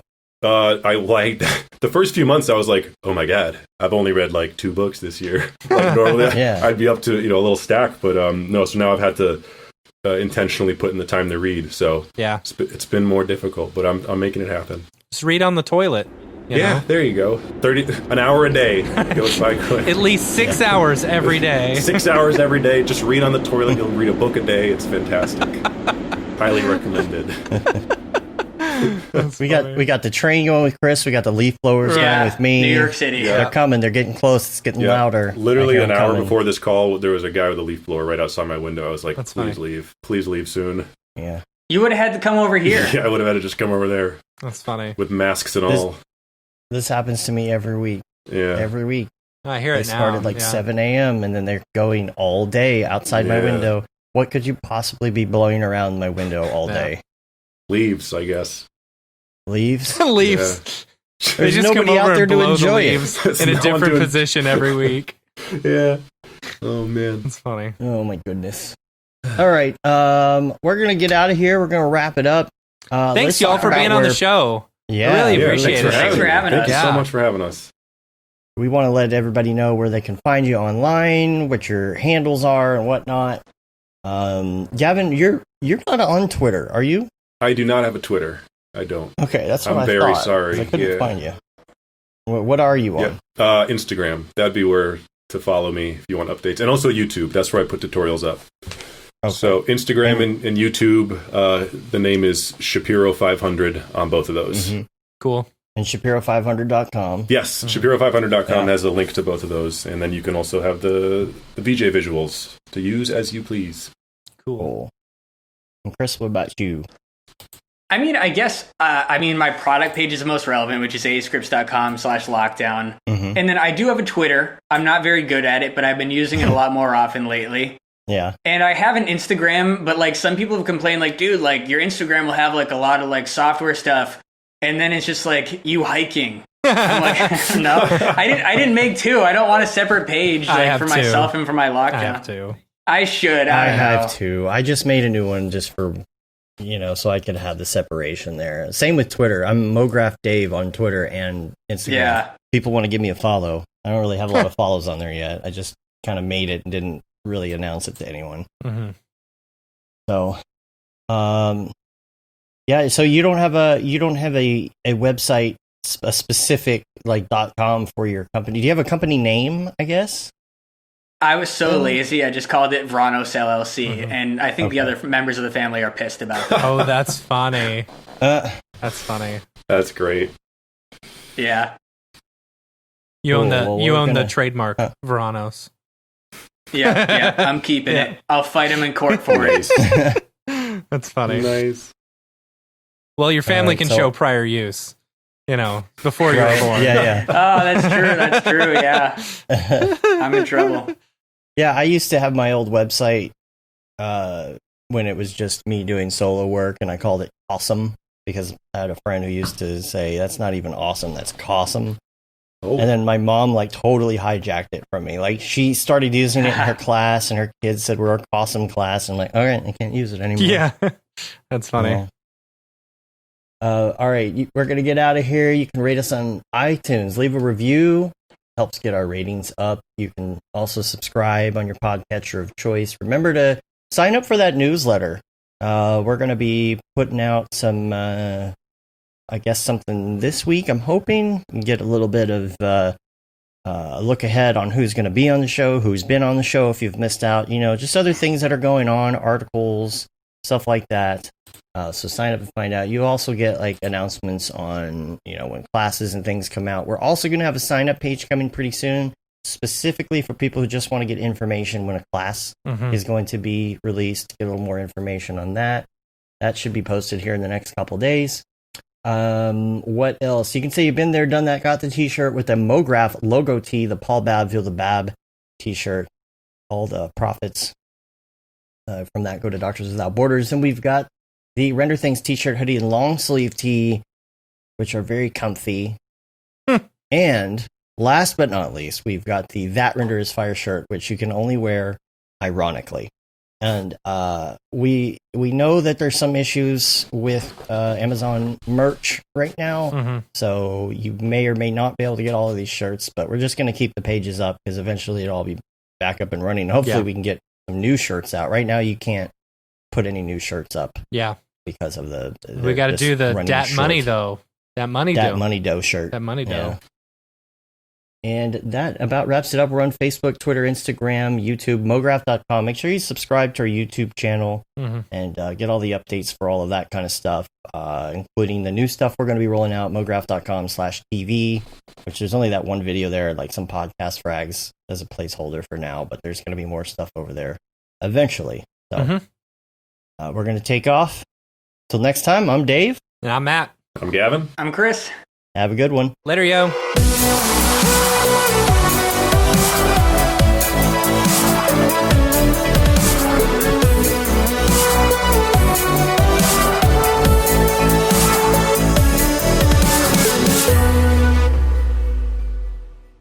It's pretty good, I guess. Mograph.com, an online resource for motion graphic artists. Start your week with the Mograph podcast. Industry news, interviews with your favorite artists, and terrible humor. Watch live shows and interviews from Mograph events like NAB, SIGGRAPH, Half-Res, and local meetups. Our Mograph Talks feature live demos and motivation from artists all around the world. Sometimes you gotta make stuff that you're not gonna put on your reel, and I'm not here to judge. What if Rick and Morty show up for the countdown at midnight? That's where I peaked in life, in my career. We gotta stop this thing, Rick! It's gonna kill us all! Hear from the people that create your software, design your render engines, and artists that are changing the face of modern motion graphics. You get that render done. Yeah, you better frame what? Mograph tutorials and online classes will teach you about Cinema 4D, After Effects, as well as other popular software and render engines. Throw in the HDR Studio, take the render settings, pick the HDR, put in reflection, and gorgeous. Branch into new software. Learn time-saving tips, techniques, workflows, and lessons that'll keep you up to date in the world of motion design. Oh, brother, those are some of my favorite elves. I love projects that scare me. When our art director comes to us and asks for something that I had never done before, man, it gets me pumped. Join the conversation in our live sessions. Check out our plugins or join the hundreds of daily active users in our Slack channel for technical help, advice, contests, or just to joke around. Real nice banana. Ah, that's so funny. All right. I'm going to live forever. Subscribe today and get the latest updates on our YouTube and other social media channels. Take all your dreams and just do it! We don't care how you get here, folks. Just get here. Subscribe to Mograph.com.